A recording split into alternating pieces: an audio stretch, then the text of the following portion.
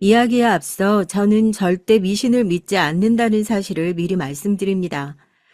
귀신이나 무속신앙, 사주팔자나 명당짜리 같은 허무맹랑한 얘기를 절대 믿지 않는 철저한 이과생으로 사람은 뱃속에서 태어나고 죽으면 흙으로 분해되어 자연으로 돌아갈 뿐이라는 생각을 가진 사람이에요.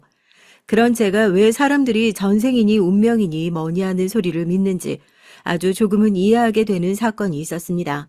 이 얘긴 그 사건을 둘러싼 저의 얘기랍니다. 단명할 운, 그러니까 일찍 죽을 운명을 타고난 사람이 귀인의 예언을 듣고 수명을 연장한다는 얘기를 단명설화라고 하는데요. 아마 이런 비슷한 전설이나 전래동화를 어디선가 한 번쯤은 들어보셨을 거예요. 옛날 옛적에 어떤 부잣집에 스님이 시주를 받으러 오자 부자가 밥도 먹여주고 잠도 재워주는 호의를 베풀었다. 스님은 감사해하며 은혜를 갚고자 청기를 누설하는데 그것은 부자의 아들을 집에 데리고 있으면 일찍 죽을 운명이라는 것이었다. 부자가 깜짝 놀라 아들을 살려낼 방도를 묻자 스님은 아들을 집에서 내보내 삼정승 딸과 혼인시켜야 살 수 있다고 알려주었다. 아들은 집을 떠나 유랑하며 고생하다가 서울로 올라와 팥죽 장사를 하는 노파집에서 일을 하게 됐다. 노파는 아들의 사정을 듣고 딱하게 여겨 삼정승의 딸들이 모여 공부하는 초당에 아들을 숨겨 데려갔다. 삼정승 딸들은 아들의 사정을 듣고 사람을 살리는 것이 먼저라며 아들을 방 안에 숨겨주었다. 며칠 후 커다란 호랑이가 초당 앞에 나타나 아우성을 쳤지만 삼정승 딸들이 주역을 읽어 물리쳤다. 그 후 아들은 과거에 급제하고 딸 중 한 명과 혼례를 치러 사위로 인정받았다. 아들은 집으로 돌아가 행복하게 잘 살았다. 갑자기 옛날 옛적 얘기를 왜 하냐고요? 제가 바로 그 단명할 운을 가지고 태어난 아이였기 때문입니다. 앞서 말했듯이 전 그런 미신을 믿지 않고 운명 같은 건 스스로 개척해 나갈 수 있다고 믿는 사람이에요. 하지만 이 말을 맹신하는 사람이 있어요. 바로 저희 엄마였죠. 사실 저도 제 자식이 일찍 죽을 것이라는 말을 들으면 이성적으로 대처하지 못했을 것 같아요. 하지만 저희 엄마의 경우 지나치게 불안해하셨죠. 복이 나간다거나 좋은 기운이 들어오지 못하는 행동은 절대 못하게 했는데 예를 들면 잘 때 머리를 절대 북쪽으로 하지 않는다든지 현관문 앞에 거울을 놓지 않는다든지 하는 저는 알지도 못하는 수많은 미신들을 꼭 지키려고 노력하셨죠. 저에게도 다리 떨지 마라, 머리카락으로 이마 가리지 마라, 밥상 모서리에 앉지 말고 문지방 밟지 마라 등 도저히 이해할 수 없는 것들을 강요하셨어요. 엄마가 그렇게까지 미신을 맹신하셨던 이유는 사실 따로 있었어요. 제가 기억하진 못하지만 저에겐 오빠가 하나 있었다고 해요. 그러나 어린 나이에 원인을 알 수 없는 병으로 허망하게 세상을 떠났다고 하더라고요. 갑자기 열이 심하게 났는데 그게 폐혈증으로 이어져 손 쓸 겨를도 없이 하늘나라로 갔다고. 그런데 엄마가 결혼하기 전 어느 암자의 스님이 엄마가 아이를 낳게 된다면 그 아이들이 명이 짧아 모두 3년을 못 넘길 거라고 그랬답니다. 너무 심한 말이죠. 엄마도 무슨 말도 안 되는 소리냐며 무시를 했는데 오빠가 갑자기 그것도 이유를 모른 채 어린 나이에 세상을 떠났으니 엄마가 그때부터 저의 건강과 명줄에 대한 집착이 심해질 수밖에 없었겠죠. 엄마는 오빠를 보내고 그 길로 스님을 찾아갔고 스님은 이렇게 조언을 했다고 합니다. 조부 때의 부덕이 너무 커 그것이 자식에게 화를 끼치고 있다. 이대로 가다간 멸문지화를 당할지 모르니 가족의 모든 연을 끊고 이름도 성도 모두 바꾼 채 죽은 것처럼 살아라. 그렇게 세월이 지나 조부 때의 연이 끊기면 마침내 화가 사라지고 아이들의 명이 이어질 것이다. 엄만 저마저 잃을까봐 그 길로 당장 스님이 시키는 대로 했어요. 사실 이름 바꾸고 가족들과 연을 끄는 것까지는 스님이 말한 대로 한 거니까 애써 이해하자면 할 수 있지만 그 외에도 엄마는 아까 말한 자질구레한 미신들을 맹신하기 시작했고 저희 아빠는 그런 엄마를 견디지 못하고 떠나버렸죠. 모두 제가 기억하지 못하는 어릴 적 일이었어요. 제가 기억하는 엄만 언제나 불안해 보였어요. 의지할 가족들도 없고 위로해줄 남편도 없이 자기 딸을 해치려는 실체 없는 거대한 적에 맞서 싸우고 살고 있는 엄마. 엄마는 한없이 다정다감하다가도 때로는 불안에 못 이겨 저에게 히스테리를 부리곤 했죠. 주로 엄마가 절대 하지 말라는 금기를 어겼을 때였어요.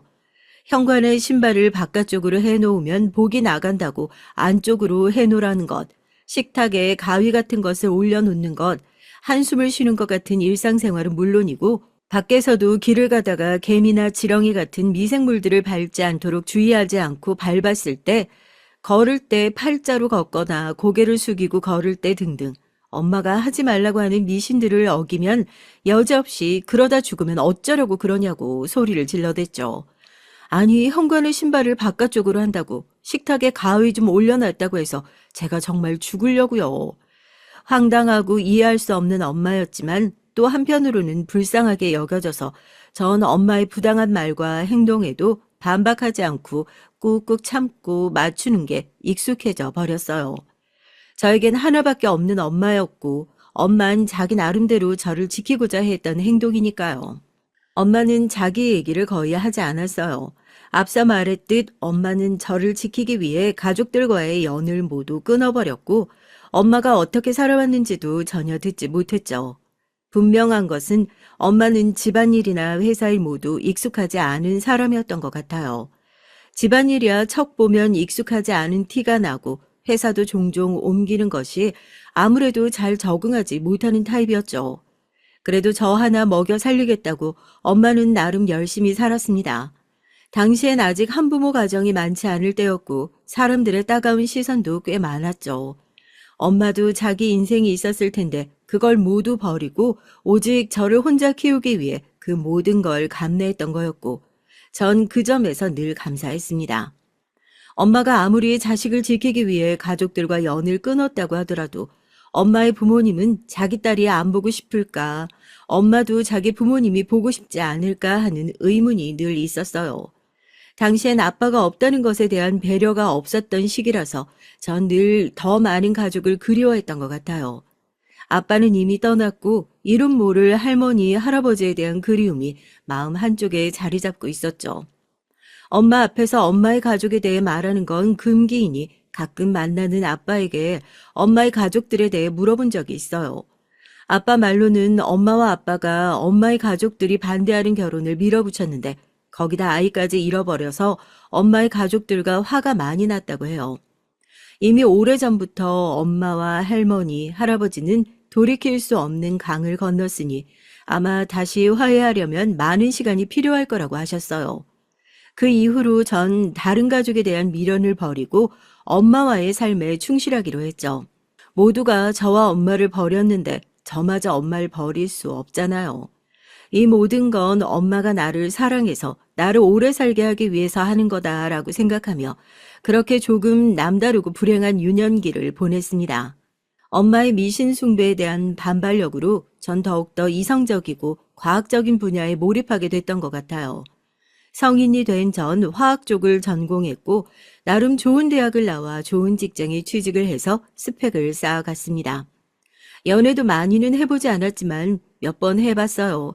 대부분 같은 전공이거나 비슷한 계열 사람이었고 저와 비슷한 성향의 사람들이라 연애도 이성적으로 해서 막 뜨겁고 미친 듯이 사랑하는 건 없었어요. 숫자 입출력하듯 밥 먹고 영화 보고 반복하다 헤어지고 또 다른 사람과 연애를 시작하면 비슷하게 밥 먹고 영화 보고 반복하다 헤어지고 직업이나 전공의 특성도 있겠지만 어쩌면 그렇게까지 사랑하는 사람을 만나지 못했던 것 같아요. 저희 엄마처럼 집안의 반대까지 무릅쓰고 결혼까지 하는 그런 드라마 같은 강렬한 사랑, 저도 내심 그런 사랑을 해보고 싶다는 생각이 있었죠. 남편과 만난 건 쳇바퀴 돌듯 비슷하게 돌아가는 제 삶에 권태를 느낄 때쯤이었습니다. 여느 때처럼 출근을 하려고 준비를 하다가 문득 단 한 발짝도 출근을 하기 위해서 나가기 싫다는 생각이 강렬하게 들더라고요. 전 그 길로 회사에 사표를 쓰고 쓸 줄 몰라서 모아놓기만 했던 돈을 다 털어서 무작정 세계 여행을 떠났죠. 엄마는 의외로 제가 우리나라를 벗어나 큰 물을 건너가면 애군을 털어버릴 수 있다며 세계 여행에 크게 반대하진 않으셨어요. 거의 1년 동안 지구본에서 볼 수 있는 모든 대륙의 나라들을 다녔죠. 길게 계획을 세우지도 않았고 그때그때 비행기표를 끊으며 발 닿는 대로 마음이 가는 대로 전 세계를 돌아다녔습니다. 아이슬란드에서 본 오로라에서부터 케냐에서 본 대초원, 페루에서 본 남극의 빙하까지 세상은 정말 넓고 나의 세계는 너무나 작았다는 걸 깨달았어요. 언제나 엄마의 감시 안에서 죽음의 위협으로 인해 닫아놓고 살던 저의 세계가 넓어지게 된 계기가 됐죠. 스페인의 마드리드 지방에 머물 때였습니다. 어느 한인 게스트하우스에서 묵었는데 갑자기 고열이 나고 심하게 아프기 시작했어요. 그렇게 아픈 적은 평생 한 번도 없었을 정도였죠. 하필 낯선 나라에서 움직일 수 없을 정도로 심하게 아픈데 심지어 그때 마침 경비도 다 떨어져 갈 때라 병원에 가지도 못하고 가지고 있던 해열제만으로 버티고 있었죠. 그런 제 곁을 지키며 저를 극진히 간호해 주었던 사람이 바로 제 남편이었습니다. 남편은 스페인에 거주하는 한국 사람이었는데 스페인의 유명한 축구팀을 좋아해서 아예 그곳에 살며 눌러앉아 한인 민박을 하며 생계를 이어가고 있었죠. 처음 그 얘기를 들었을 때 자기가 좋아하는 것을 찾아다니며 마음 가는 대로 살아가는 남편이 참 낭만 있는 사람이라고 생각했어요. 저와는 다르게 즉흥적이고 열정적인 사람이었죠. 마치 스페인의 문화와 사람들처럼요. 고열로 며칠 동안 방 밖으로 나오지 못하고 앓다가 겨우 열이 떨어지고 눈을 떴을 때 머리맡에서 꾸벅꾸벅 졸고 있던 남편이 그렇게 예뻐 보이더라고요. 제가 아픈 동안 계속 죽을 끓여 입에 넣어주고 물이 떨어질까 물도 계속 갖다 주고 머리에 차가운 물수건을 계속 올려주는 등 내내 제 곁을 지켜주었거든요. 이영만리 타국에서 만난 한국 사람이라 더 특별하게 느껴졌고 사랑하지 않을 수 없었어요. 남편은 스페인에서 오래 살았던 사람답게 굉장히 열정적이고 열렬하게 사랑을 표현하는 사람이었습니다. 저희는 내일이 없는 사람들처럼 스페인 이곳저곳을 돌아다니며 평생 할 사랑을 다 쏟아부었어요. 전 예정보다 더 오래 마드리드에 머물며 남편과 시간을 보냈죠. 하지만 전 결국 한국으로 돌아와야 했고 남편과는 어쩔 수 없이 이별하게 됐어요. 마치 영화를 찍듯 공항에서 서로 부둥켜 안고 얼마나 울었는지 몰라요. 한국에 돌아와서도 전 다시 예전 같은 다람쥐 쳇바퀴 도는 의미 없는 삶을 살고 싶지 않았습니다. 전 여행 얘기를 발판 삼아 여행책을 냈고 이전보다 수입은 크게 줄었지만 나름 제 삶에 만족하며 살고 있었죠. 남편과는 영상통화로 그리움을 달래며 장거리 연애를 이어가고 있었어요.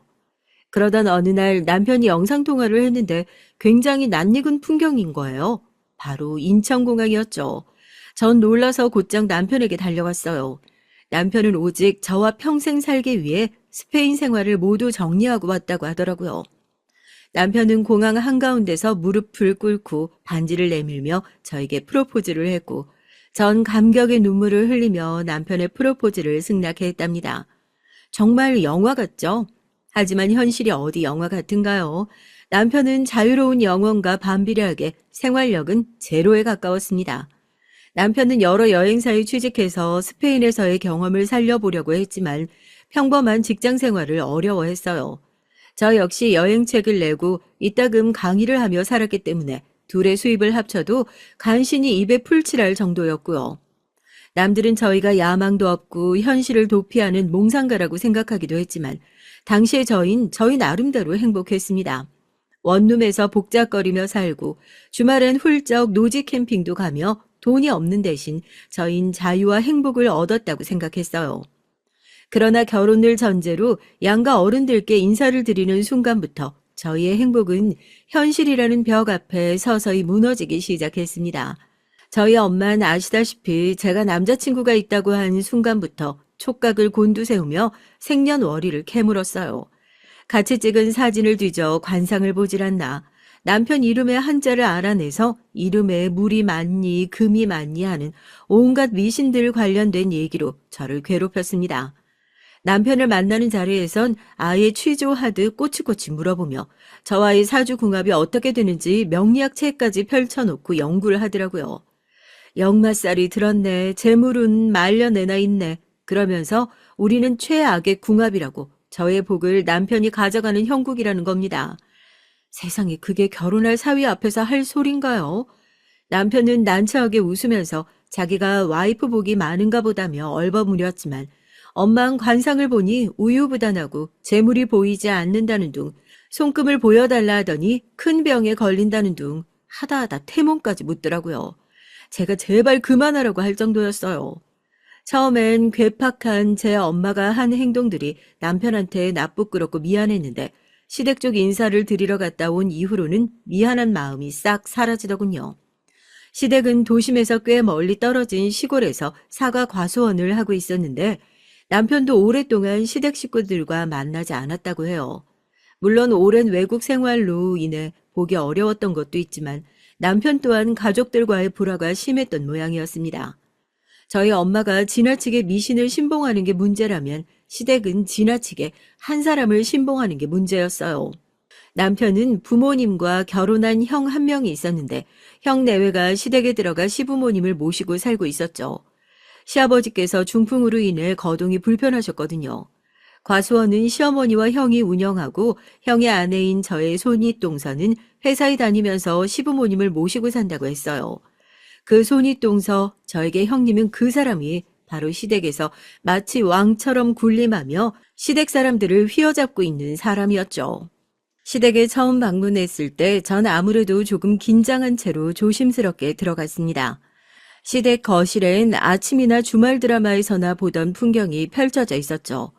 큰 상 몇 개에 상다리가 부러져라 음식이 차려져 있었고 시어머니와 형님 될 분이 분주하게 음식을 하고 있더라고요. 한복을 안 입고 있는 게 차라리 다행이었을까요? 아버님과 아주버님은 부엌에는 관심이 없고 TV만 보고 계셨고요. 전 가방을 내려놓자마자 형님의 부름에 곧장 부엌으로 가야 했어요. 어서와 동서, 앞치마 거기 있어? 시어머니가 아닌 형님의 첫 인사였죠. 엄마도 요리를 못했고 저 역시 엄마에게서 배운 게 없어서 사실 요리는 젬병이었는데 갑작스레 이거 하라 저거 하라 하느니 정신이 없더라고요. 시어머니와 형님은 무슨 면접 보듯 제 칼질을 보더니 고개를 절레절레 내저었어요. 제가 주방에서 얼타고 있으니 남편이 시어머니께 엄마 음식 좀 할 거야. 와이프는 음식 잘 못하니까 끼워주지 마 하며 저를 끌고 나갔어요. 남편은 원래 열정적이고 불같은 성격이라 말도 직선적으로 하는 편이었고 남편의 은근한 편들기에 시어머니와 형님은 기분이 별로 안 좋은 모양이었죠. 형님은 음식 잘 못하는 게 자랑은 아닌데 도련님이 콩깍지가 단단히 씌었네 하며 빈정거리더라고요. 시부모님과 아주버님은 사실 별 말씀이 없으셨어요. 그냥 상 차려놓으니 와서 밥 먹고 시어머니는 시아버지와 아주버님을 챙기느라 분주하기만 하셨죠. 대화는 대부분 형님이 주도했는데 형님은 영 제가 못마땅해 했던지 모든 질문이 공격적이었습니다. 외국에서 만났다고? 여자 혼자 겁도 없이 외국에 놀러 다녔다면 외국 남자 만나려고 했던 거 아닌가? 다니던 직장을 그만두고 여행책 쓰고 있다고? 아무리 현실 감각이 없다지만 너무 황당하네. 호르몬이 밑에서 컸다고? 아무리 요새 세상이 관대해졌다고 해도 아버지 없이 크면 티가 나기 마련이지. 듣는 제 입장이 어떤지 전혀 배려하지 않는 말들에 밥이 입으로 들어가는지 코로 들어가는지 모를 정도로 혼란했어요. 나한테 왜 이러지? 내가 뭘 잘못했나? 오늘 처음 몇 시간도 안 본 사이인데 듣다 못한 남편이 젓가락을 탁 놓더니 제 팔을 잡고 일으켰어요. 거참 형수는 여전하시네. 형수가 한 반찬 중에 나물도 있고 전도 있는데 예의는 없네요. 예의는 밥 말아 드셨어? 아니 도련님, 엄연히 내가 도련님이랑 여자친구보다 손윗 사람인데 결혼을 한다니까 걱정돼서 한마디 할 수도 있지. 어떻게 눈 동그랗게 뜨고 대들어? 여자친구가 그렇게 좋아요? 남편은 에이 하며 저를 끌고 시댁 밖으로 나와버렸고 뒤에서 형님의 새된 목소리가 따갑게 들려왔어요. 남편은 저에게 형님의 무례를 용서해달라며 자초지종을 얘기해줬습니다. 아주버님과 형님은 동네 소꿉친구였는데 성인이 되어서 2년이 되어 일찍 결혼을 했대요. 형님은 전문대를 나와서 일찍 대기업 생산직에 취직했고 아주버님은 형님과 다르게 공무원을 하겠다고 몇 년 동안 고시공부를 했다고 했죠. 그러다가 계속 낙방하고 친구들이랑 놀다 집으로 돌아오다가 음주운전 차량이 치여 다리를 조금 저는 장애를 가지게 되었다고 해요. 아주버님이 장애를 가지게 됐지만 형님은 변함없이 아주버님의 곁을 지켜주고 집안의 가장이 되어 재활치료에 힘을 쏟았대요. 생산직이긴 해도 대기업에 다니니 월급이 괜찮았나 봐요. 평생 장애를 갖고 살지도 몰랐을 아주버님이 정상적으로 걷게 된 것은 형님의 공이 컸다고 들었습니다. 게다가 아주버님이 괜찮아지실 때쯤 시아버지가 중풍에 걸리셔서 거동이 불편해지자 형님이 자처해서 시댁에 들어와 살게 되었다고 하고요. 시부모님 앞에서 형님이 왜 그렇게 큰 소리를 떵떵 칠 수 있었는지 알겠더라고요. 그러니까 형님이 이 집안의 실세였던 거죠. 말을 되게 밉살맞게 하는 사람이지만 우리 집안에 해준 게 있어서 나도 뭐라고 할 수 없는 입장이야. 아버지가 돌아가시기 전까진 그래도 화목한 모습 보이고 싶어서 참고 있으니까 너무 스트레스 받지 마. 자주 볼 일은 없을 거야. 남편의 말과는 정반대로 전 시댁살이가 아닌 형님살이를 시작하게 되었답니다. 남편과의 조촐한 결혼식을 올린 후 형님이 혼자 저를 찾아왔어요. 형님은 딱 아랫사람을 보듯 저를 보며 아무런 어려움 없이 도도하게 말씀하시더군요. 지금껏 내가 혼자 시부모님과 남편까지 다 모시고 살았는데 이제 동서가 생겼으니까 시아버지 간병 정도는 동서가 해. 그게 도리지. 그렇지? 동서는 배짱이처럼 놀면서 사니까 잘 모르겠지만 난 동서랑 다르게 대기업 다니느라 사실 많이 바쁘거든. 지금까지 내 희생으로 이 집 구석이 돌아갔던 건데 이젠 같이 분담하자고. 형님은 마치 제가 부하 직원으로 들어왔다고 착각하시는 것 같았어요. 전 남편이 한 말도 있고 해서 꾹 참고 형님의 말에 맞춰주자고 다짐했습니다. 전 오랫동안 유별난 엄마에게 맞춰왔던 경험이 있어서 형님 같은 사람 정도야 조금 맞춰주고 사는 건 일도 아니라고 생각했죠. 그리고 형님 말대로 시부모님과 아주버님을 모시고 산 세월과 그간의 노고를 생각하면 저에게 그 정도 요구할 수도 있다고 이해해 보려고 노력했어요. 형님은 먼저 저희 신혼집을 시댁 근처로 잡으라고 요구를 했습니다. 당연히 남편은 당장이라도 형님의 멱살이라도 잡을 듯 길길이 날뛰었지만 전 좋은 게 좋은 거라고 남편을 달래며 신혼집을 시댁에서 멀지 않은 곳으로 잡았어요. 저랑 남편이 딱히 정해진 직업이 있는 것도 아니니까 만약 시아버지께서 건강에 문제가 생기거나 하면 바로 올 수도 있어 좋을 거라고 좋게 생각했죠. 착한 척을 하고 싶었던 건지 뭔지 모르겠지만 제가 남편하고 결혼하면서 처음부터 분란을 일으키고 싶지 않았던 마음이 컸던 것 같아요. 지금 생각해보면 어리석었죠. 신혼집을 잡고서 형님은 음식들을 바리바리 싸들고 저희 집으로 진격해 들어왔습니다. 형님은 아침부터 저녁까지 시아버지께서 식사는 언제 하시는지, 목욕은 언제 하시는지, 산책은 언제 하시는지 하루 스케줄을 쭉 브리핑하고 언제 병원을 모시고 가야 하는지, 제사는 언제인지, 과수원 가지치기랑 수학 시기가 언제인지, 월별 스케줄부터 연간 스케줄까지 체크해서 저에게 보여주더군요. 제가 이 집에 시집을 온 건지 간병인으로 온 건지 아니면 농사꾼으로 온 건지 헷갈릴 지경이었고요. 그래, 지금까지 이런 스케줄에 아주버님까지 케어하면서 직장 생활하고 애들도 키웠으니 인정받을 만하다. 대단하시다. 한편으로는 그렇게 긍정적으로 생각하며 묵묵히 시아버지의 스케줄러를 받았습니다. 형님은 스케줄러를 건네며 한마디 툭 던졌어요. 내가 대기업 다녀서 이런 정리 같은 걸 좀 잘해. 전 어쩐지 그 말이 자꾸 거슬리더라고요. 대기업 다니는 것과 정리를 잘하는 게 무슨 연관이 있는 건지 좀 뜬금없다고 생각했어요. 제가 시아버지를 간호하러 처음 간 날 형님은 딱 신입사원 가르치는 사수처럼 제 옆에 서서 일거수일투족을 감시하며 뭐가 어디 있고 제가 어떻게 해야 하는지 알려주더라고요. 그러면서 또 한마디 했어요. 내가 대기업 다녀서 이런 인수인계를 잘해. 조금 지내보니 형님은 자기가 대기업에 다니는 것에 굉장한 자부심이 있는 모양이었습니다. 말끝마다 대기업 하더라고요. 하기야 그 시골에서 대기업을 다닌다는 건 나름 자랑거리일 테고 제가 자기보다 스펙이 좋지 않다는 것을 계속 확인시키면서 자신이 우위에 있다는 걸 어필하려고 하는 것 같았어요. 근데 사람 심리가 그렇잖아요. 아무리 잘난 사람이라도 자기 입으로 잘났다고 떠들고 다니면 그 가치가 꺾이는 거. 저도 형님이 대기업 다니고 가족을 위해 희생하는 건 굳이 말을 안 해도 대단하다고 생각하는데 그걸 자꾸 자기 입으로 말하니까 점점 듣기 싫어지더라고요. 시아버지 간병하고 시어머니 수발 들고 시부모님 과수원에서 일을 돕고 그런 모든 것들을 힘들긴 했지만 그래도 좋은 마음으로 할 수 있었어요. 시부모님은 그래도 옛날 사람이라 그렇지 심성은 좋은 분들이라서 저에게 나쁘게 대하는 건 없었고요.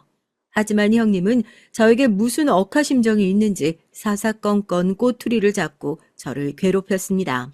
시댁 근처로 신혼집을 잡으라고 한 이유가 저를 몸종처럼 부리기 위해서였는지 툭하면 전화해서 이래라 저래라 이리 가라 저리 가라 하고 제 남편과 어디 여행 갔을 때 자기 마음대로 저희 집에 문 열고 들어와서 오늘은 동선에서 자도 되지? 하더니 허락도 없이 자고 가질 않나.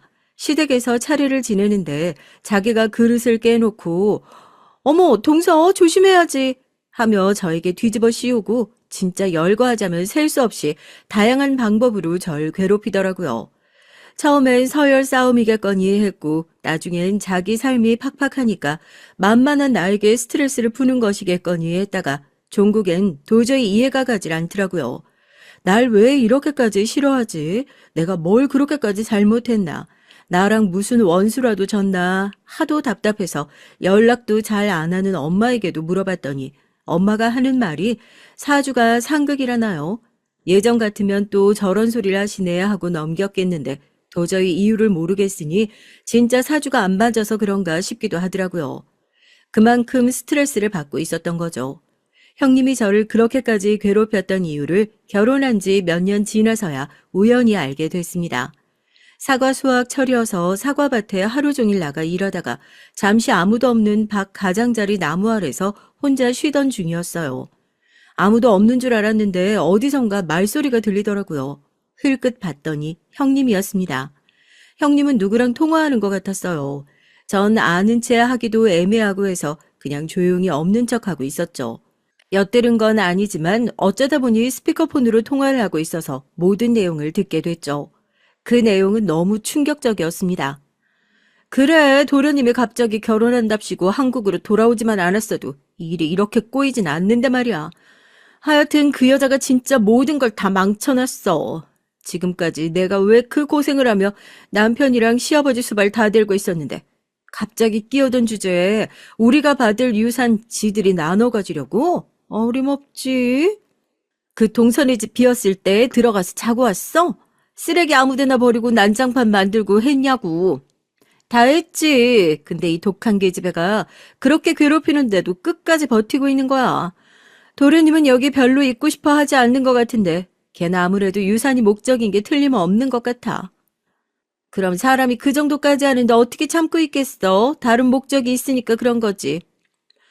시부모님 선산이랑 과수원이 목적이겠지. 어디 언제까지 버티나 보자고. 네가 이기나 내가 이기나.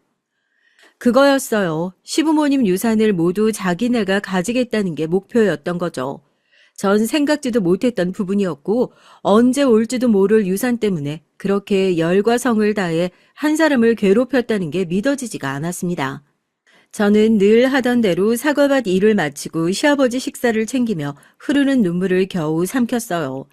한편으로 유산을 받겠다는 목적으로 시부모님을 돌본 것이 괘씸하게 느껴지기도 했고요. 그런 시커먼 속내를 모르고 시부모님과 아주버님 그리고 남편마저도 다들 그녀의 희생에 감사해하며 살고 있었는데 전 한참 고민하다가 그날 저녁 형님을 사과밭으로 조용히 불러냈습니다. 형님은 한 번도 제가 먼저 불러낸 적이 없었기에 팔짱까지 끼고 온몸으로 불만스러움을 표시하며 나왔죠. 할 말이란 게 뭐야? 형님, 혹시나 해서 말씀드리는데요.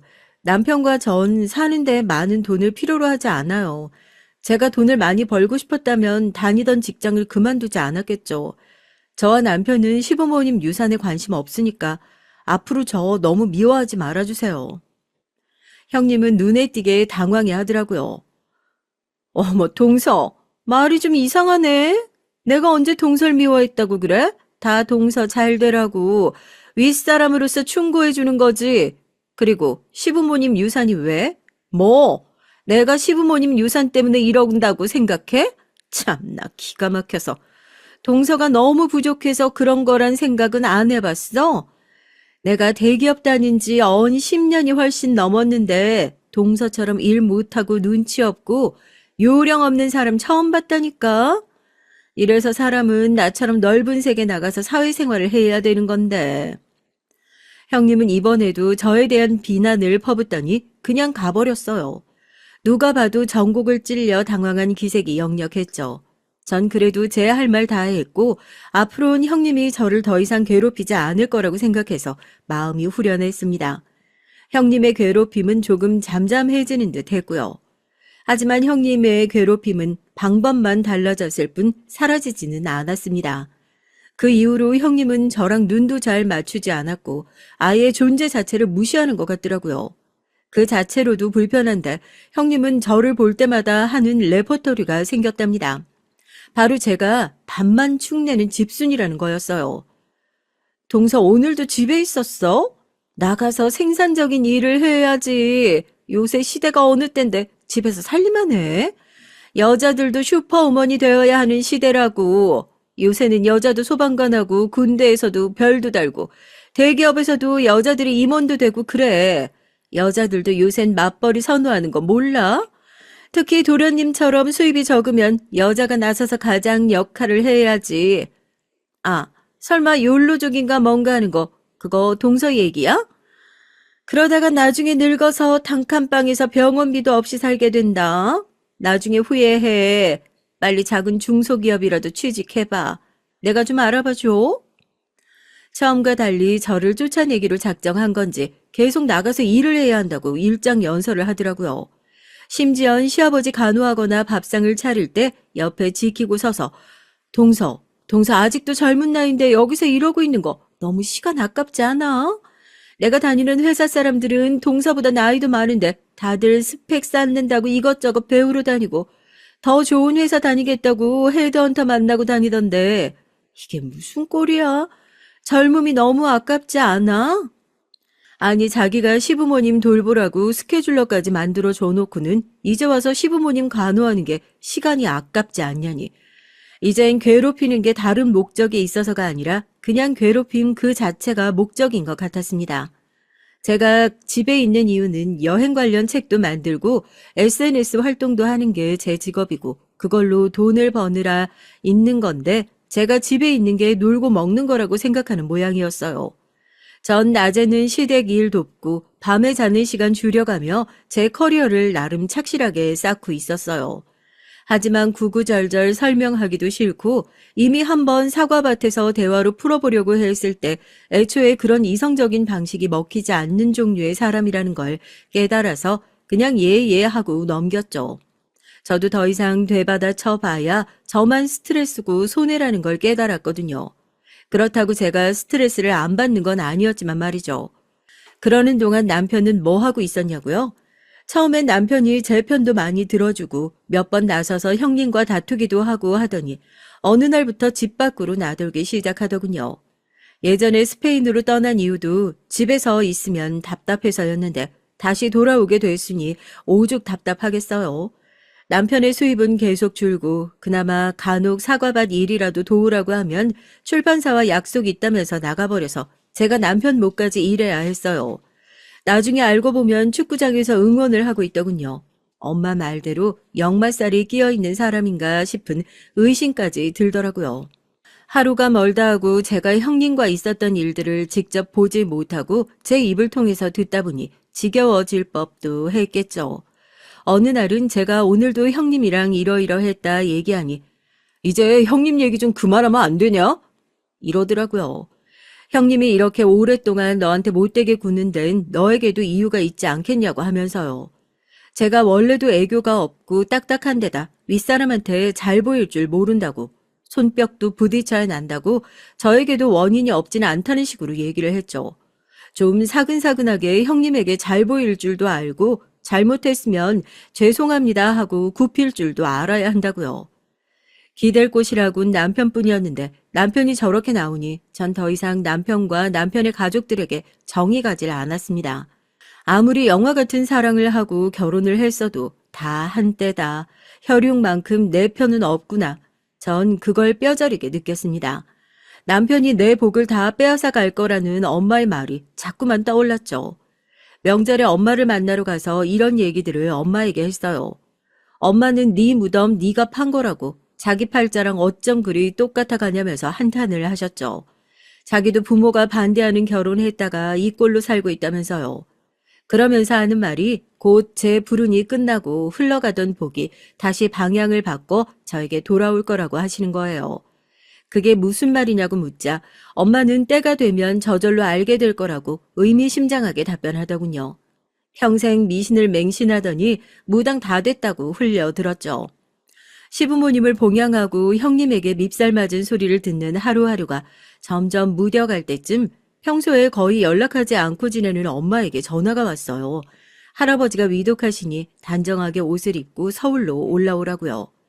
전 평생 처음 듣는 엄마의 아버지 얘기에 놀랐고 곧 돌아가실지도 모른다는 소리에 더 놀라 그 길로 바로 서울로 올라갔습니다. 엄마가 알려준 주소로 가보니 서울 근교의 한 낡은 주택이었어요. 크지도 않고 허름한 주택이었지만 소담한 잔디 마당이 있는 그런 집이었죠. 전 대문을 열기 전 엄마가 시키는 대로 몸에 새끼줄 같은 거를 묶었습니다. 엄마가 또 신봉하는 미신 중 하나겠거니 하면서요. 대문을 열고 잔디를 지나쳐 가면서 어릴 때 엄마가 여기서 뛰어놀았겠구나 하고 묘한 기분이 들었습니다. 주택 안으로 들어가 안방에 계신 할아버지를 처음 만나 뵀죠. 할아버지는 이미 죽음의 그림자가 짙게 드리워져 의식이 혼미한 상태였고 잠시 정신이 들었을 때 엄마가 아빠 제 딸이에요. 아빠 손녀예요 하고 짧게 소개를 했어요. 할아버지의 불투명한 시선이 저에게 잠시 닿았고 저는 어색하고 당황스러운 상태로 할아버지의 거친 손을 잡았습니다. 어린 시절 그토록 보고 싶던 엄마의 혈육이고 저의 또 다른 혈육인데 막상 눈앞에서 보니 현실감도 없고 정말 내 할아버지가 맞나 싶었습니다.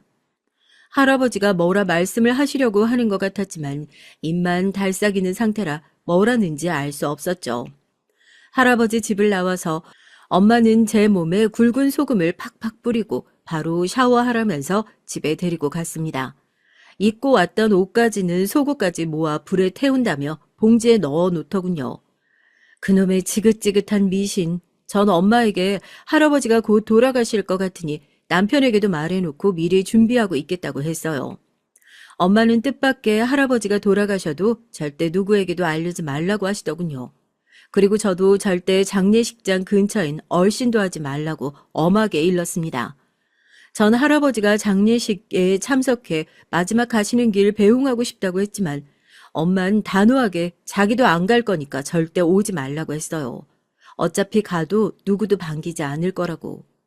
아무리 미신에 미친 엄마라지만 그래도 자식인데 자기 아버지 장례식장에 들어가지도 않을 거라니 미신에 미쳐도 곱게 미쳐야지. 전 너무 화가 나서 엄마에게 미신에 미쳐 살더니 진짜로 미친 거냐고 험한 말까지 했지만 엄만 유지부동이었죠. 공휴일 괴라 산을 쌓아 올리는데 한삼태기의 흙을 게을리해서 완성을 보지 못한다고 했어. 거의 다 왔으니까 조금만 기다려. 엄마는 한치의 양보도 없었어요. 저는 기가 막혀서 뭐라고 하려고 했지만 제가 잠깐 화장실에 갔다 온 사이 엄마가 눈물을 훔치고 있는 것을 보고 더 이상 말을 하지 못했습니다. 단 한 번 본 저보다 엄마가 자기 아빠 장례식에 가고 싶을 텐데 전 그렇다면 할아버지가 돌아가시면 소식이라도 알려달라고 부탁하고 집으로 돌아갔죠. 며칠 후 엄마에게서 할아버지가 돌아가셨다는 짧은 문자 하나를 받았어요. 문자 말미에 이제 다 끝났다라는 말이 의미심장하게 보이더라고요. 조부 때의 연이 끊기면 마침내 화가 사라지고 아이들의 명이 이어질 것이다. 아주 오래전 엄마가 들었던 암자의 스님이 했던 말이 이루어지는 엄마가 평생 숨을 참고 기다려온 순간이었죠. 전 그 이후 정말 내 인생이 좀 풀리려나 하고 조금은 기대했는데 미신은 미신이죠. 고된 일상은 똑같았고 형님의 괴롭힘도 변함없었어요. 변화가 하나 생겼다면 시어머니마저도 암에 걸리셔서 집안 사람들 모두가 충격에 빠지게 됐고요. 도대체 뭐가 복이 다시 들어온다는 건지 엄마 말에 조금이나마 기대한 내가 바보였죠. 시아버지는 중풍이고 첫째 아들은 장애가 있고 시어머니마저 말기암이라니 이 집이야말로 참 보기 지지리도 없구나 하는 생각이 들게 되더라고요. 평소에 말 한마디 듣기 어려웠던 말 수 없는 시어머니는 남은 생이 얼마 남지 않았다는 소식을 듣고 며칠 후 웬일로 저를 찾아오셨습니다. 평생 과수원과 이 시골에서 사느라 제주도 한번 못 가봤다. 네가 썼다고 줬던 여행책 읽어봤는데 참 좋더라. 나도 죽기 전에 그렇게 바람처럼 구름처럼 훨훨 날아다녀 보고 싶구나. 날 데리고 떠나다오. 시어머니의 고백에 저는 그날로 시어머니의 항암 치료에 맞춰 여행 계획을 짜고 비행기표와 숙소를 예약했어요. 남편도 우리 엄마 평생 못 해본 거 다 해주겠다며 여행 준비를 했죠. 당연히 형님 내에선 크게 반대를 했어요. 시어머니 괜히 무리해서 병세 악화되면 어쩌냐고 길길이 날뛰었지만 시아버지 간병은 누가 하고 과수원은 누가 돌보냐는 게 주된 이유였습니다. 그러니까 몸종이 감히 어딜 가냐 이거였죠. 그러자 뜻밖에도 그 말 없으시던 시어머니께서 지금까지는 나도 사느라 바쁘고 뭐가 복잡하고 어려워서 몰랐는데 내가 아프고 나서 알아보니까 나라에서 간병인도 지원해주고 한다더라. 시아버지 간병은 사람 쓰면 되고 과수원도 지금 당장 바쁜 철은 아니니 일 있으면 사람 쓰거라. 너 대기업 다녀서 돈 많지 않냐 하고 교통정리를 쫙 해주시는 거 아니겠어요? 시어머니가 그렇게 말씀하시는데 형님도 더 이상 말은 못하고 궁시렁대기만 하더라고요. 아, 그 통쾌함이란. 시어머니께서 암에 걸린 건 가슴 아팠지만 시어머니가 마침내 집안에서 발언권을 찾은 것은 다행인 일이었습니다. 그렇게 저와 남편은 시어머니를 모시고 갈 수 있는 나라들은 최대한 돌아다녔어요. 에펠탑, 피사의 사탑, 피라미드, 자유의 여신상, 나이아가라 폭포. 저와 남편은 여행 전문가 수준이었기 때문에 어느 나라를 가든 문제없이 다닐 수 있었고요. 다행히도 시어머니는 농사일을 오래 하셔서인지 근력이 좋은 편이어서 많이 돌아다녀도 힘들다는 말 한마디 안 하시더라고요. 수학철 사과 따는 것에 비하면 하나도 안 힘들다고 하시면서요. 남편도 엄마와의 처음이자 마지막 여행이 행복해 보였고요. 전 시어머니의 인생을 책으로 남겨 오래 기억하고 싶어서 말기암 시어머니와 함께하는 여행이라는 컨셉으로 여행 기록을 모아놨어요. 시어머니도 자기 인생을 기록으로 남겨 사람들의 기억에 남겨달라고 동의하셨고요.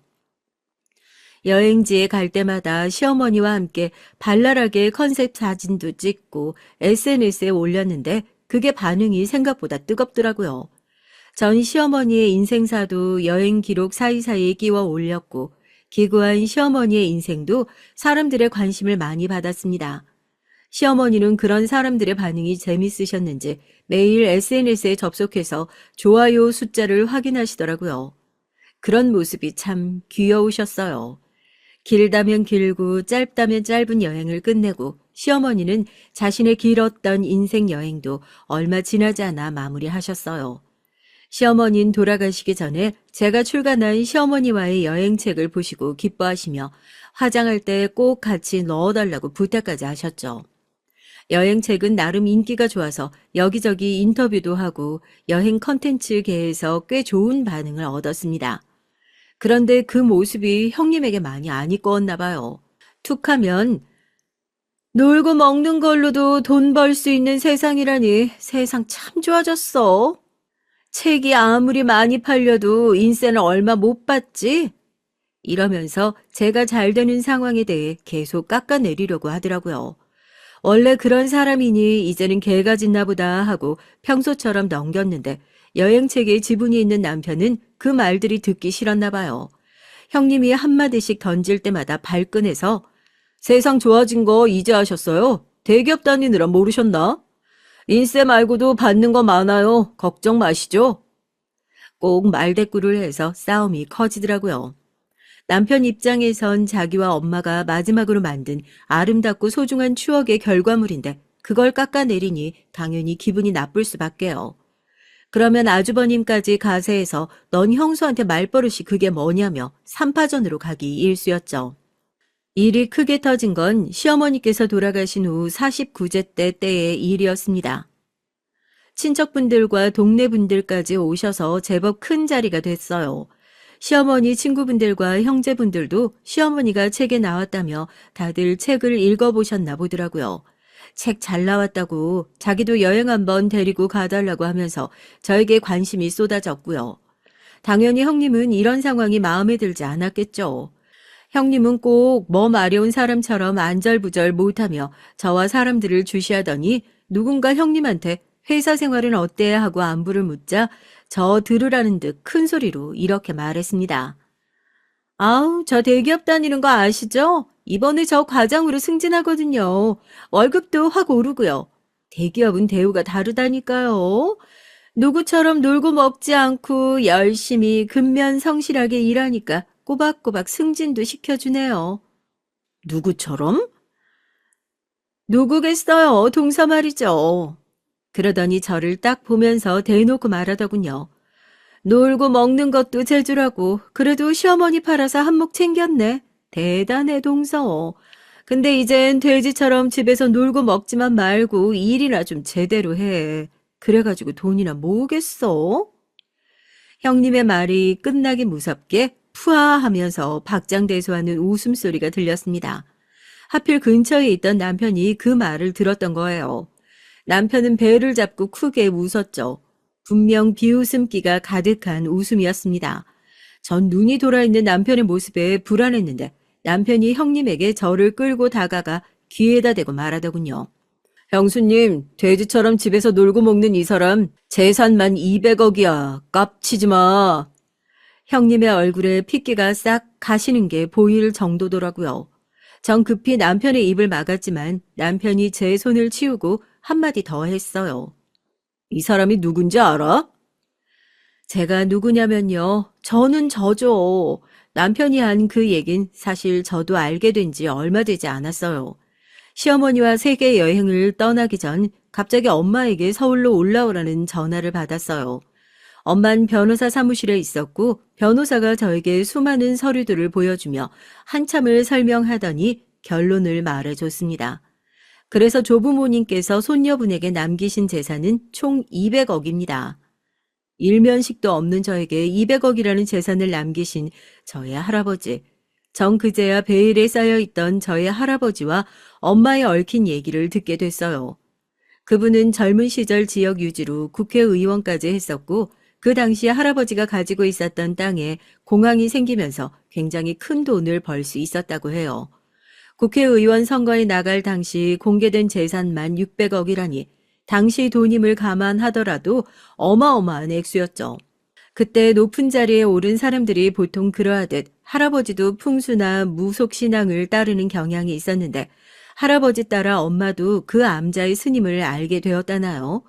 그러다 말년은 국회의원에서도 계속 낙선하며 불운이 계속됐고 자식들에게도 본인의 업보가 미친다 하니 죄책감을 느끼며 엄마와의 인연을 끊은 뒤 조용히 은거하고 사셨다고 해요. 전 제 집안이 그렇게 대단한지 실감이 나지 않았고 200억이라는 유산 또한 제 손에 쥐어진 것도 아니니 그저 어이가 없더라고요. 몰래 카메라인가 그런 생각까지 했고요. 그런 제게 엄마는 지금까지와의 삶과 다를 것 없지만 이제 조부의 업보는 사라졌으니 너 하고 싶은 대로 하고 살라고 하더군요. 만약 제가 성공이나 권력에 눈이 멀어 달려들었으면 크게 실패하기만 했을 거라고요. 하지만 전 그저 제 소소한 행복을 추구하며 살았기에 불운도 소소했을 거라나요.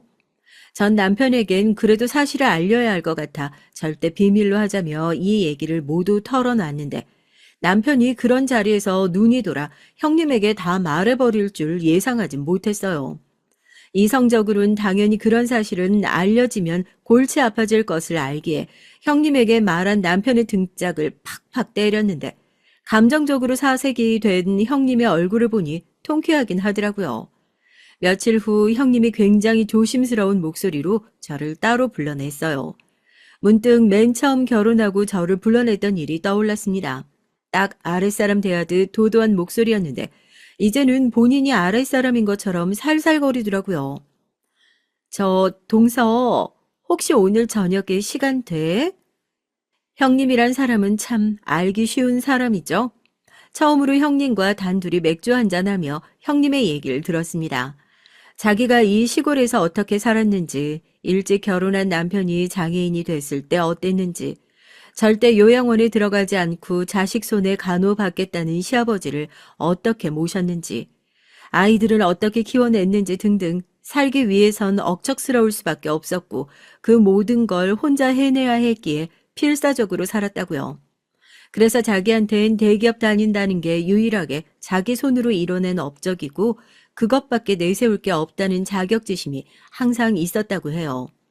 그러던 와중에 손아랫 동서가 들어왔는데 자기랑 다르게 그렇게 아둥바둥 살지 않는데 늘 행복해 보이고 남편도 자상해 보이니 자꾸 질투가 나더래요. 그래서 미안했다며 결론을 말하더군요. 시아버지 요양원에 보내고 자기들도 분가를 하려는데 돈 좀 빌려줄 수 없겠냐고요. 뭐 그럴 줄은 알았어요. 제 유산 얘기를 듣고 돈 빌려달라는 소리를 누군가 한다면 그건 형님이 될 거라고 예상은 하고 있었죠. 하지만 그 비굴한 얼굴, 납작 엎드린 태도가 제게 그런 통쾌함을 줄 거라고는 생각을 못했어요. 전 그 순간 이성적으로 얘기하고 싶었는데 아마 그 순간이 제가 가장 비이성적으로 대답한 순간이었을 거예요. 전 시원하게 맥주 원샷을 하고 자리에서 일어나며 얘기했죠. 형님이 하는 거 봐서요. 그 이후로 크게 바뀐 건 없었어요. 시아버지는 거의 거동을 못하시는 지경이었지만 죽어도 집에서 죽고 싶다는 게 소원이셨기에 요양원은 보내지 않기로 결정했거든요. 전 여전히 시댁에서 시아버지를 돌보며 과수원을 돌보며 밤에는 제 일하면서 지내고 있어요. 가장 큰 변화는 형님네가 분가한 거였죠. 전 혹 하나 뗀다는 생각으로 분가하는 데 필요하다는 돈을 빌려줬습니다. 대신 시아버지 돌보는 데 필요한 비용을 저에게 보내면서 빌린 돈 갚는 걸로 치기로 했어요. 남편이 그렇게 못되게 군 형님인데 돈은 왜 빌려주냐며 말렸지만 그건 제 행복을 위한 비용이라고 생각했습니다. 그리고 제가 그렇게 돈을 빌려주고 나자 형님은 거의 저를 신처럼 모시더라고요. 제사 때도 제 손에 물 하나 못 묻히게 하고 아우 동서 우리 동서 하면서 굽신거리는데 그 돈이 하나도 아깝지 않았습니다. 할아버지가 돌아가시면서 복이 들어온다는 건 결국 돈이었나 싶기도 하지만 어찌됐건 전 평화를 되찾았고 변함없는 일상 속에서 행복하게 잘 살고 있습니다. 참 저희 엄마는 어떻게 사시냐고요? 엄마는 제 책을 읽고 왜 자기랑은 안 가냐며 자기도 세계 여행 떠나겠다고 유산을 받은 그 길로 외국으로 떠나버렸죠. 가끔 올라오는 SNS를 보면 혼자 세계 여기저기 돌아다니며 즐기고 있는 것 같아요.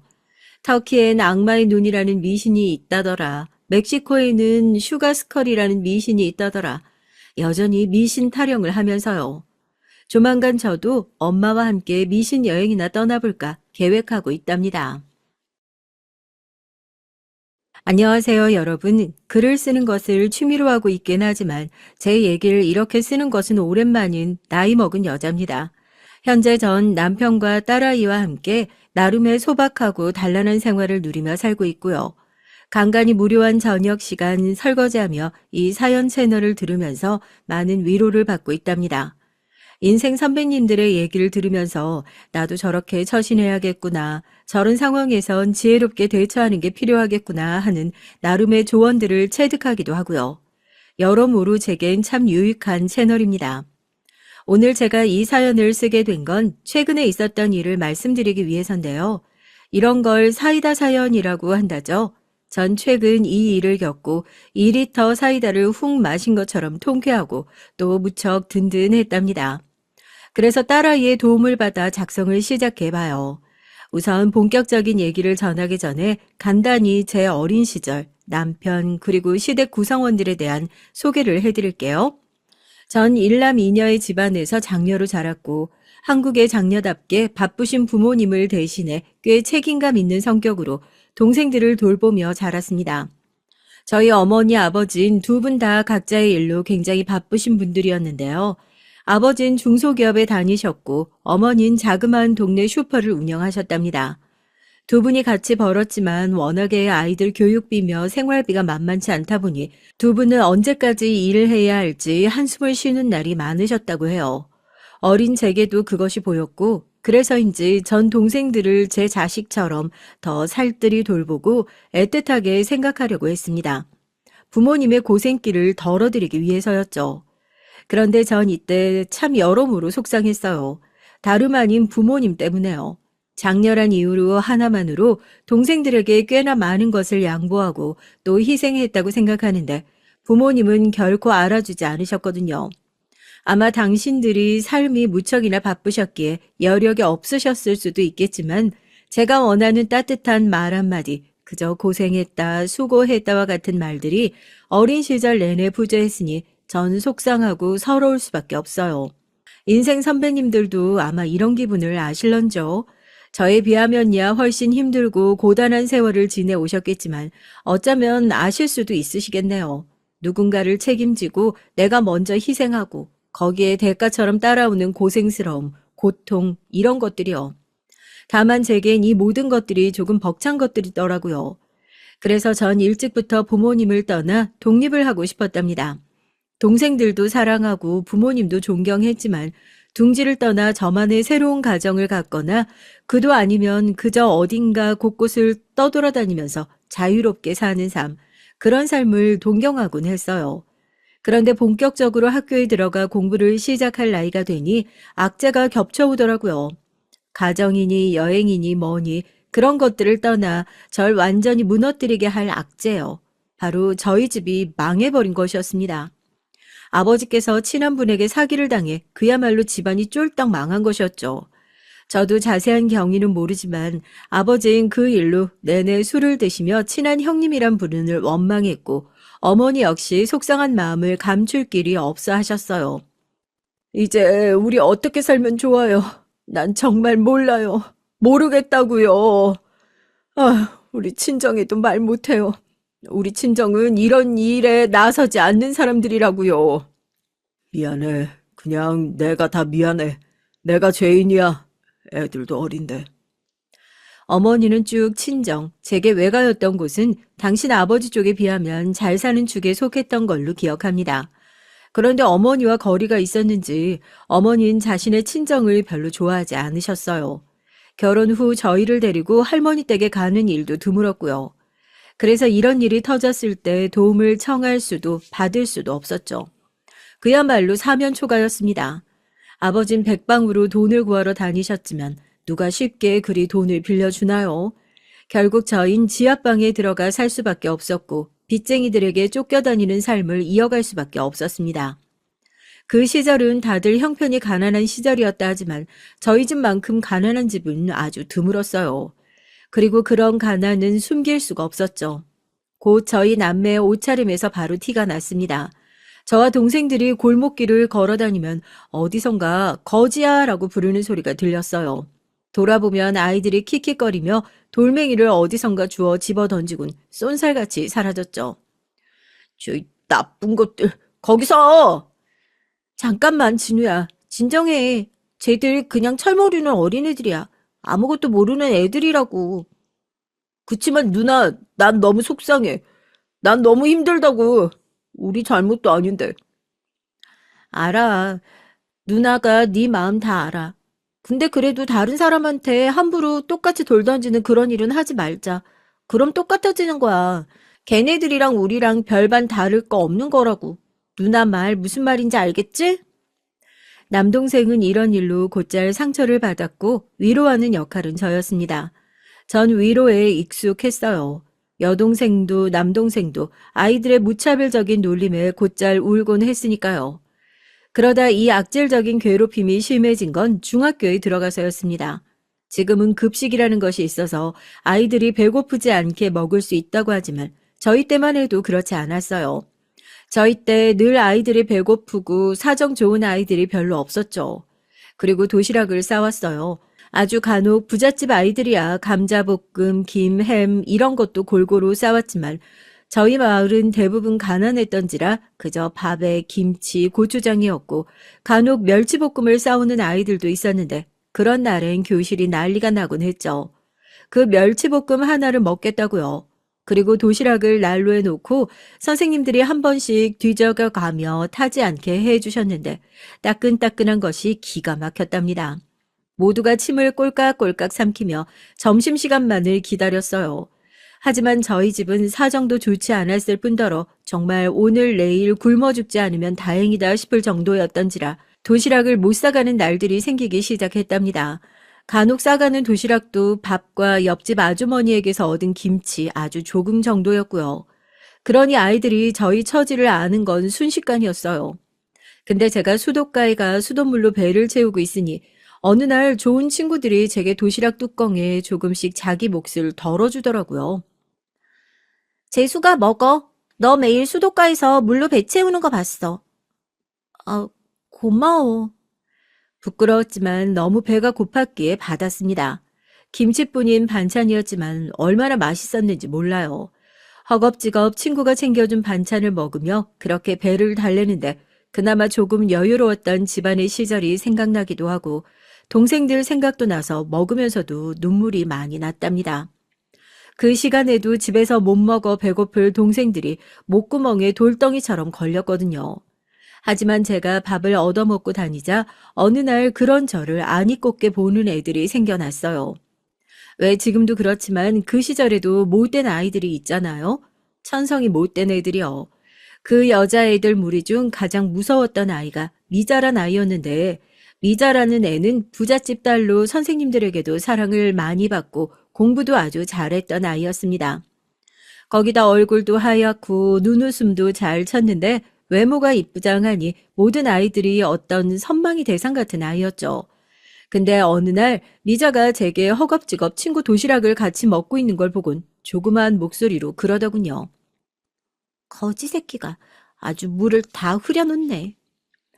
저에게 한 말인지 몰라 멀뚱히 쳐다보고 있으니 미장 갑자기 발로 제가 앉아있는 책상을 걷어찼습니다. 모든 아이들이 놀라 저희 쪽을 바라봤죠. 수치심이 확 몰려왔습니다. 미자는 넘어진 저를 보고 수돗물이나 처음 마시지 왜 남의 밥은 얻어먹어 라고 말하고 자기 무리들과 함께 유유히 사라지더군요. 그게 첫 번째 제가 당한 위협이었습니다.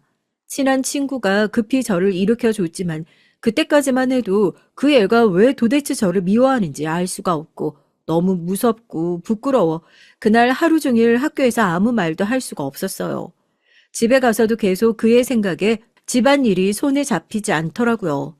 다음날 학교에 가자 그 애가 왜 저를 미워하는지 누군가 귀뜸을 해줘 알게 됐습니다.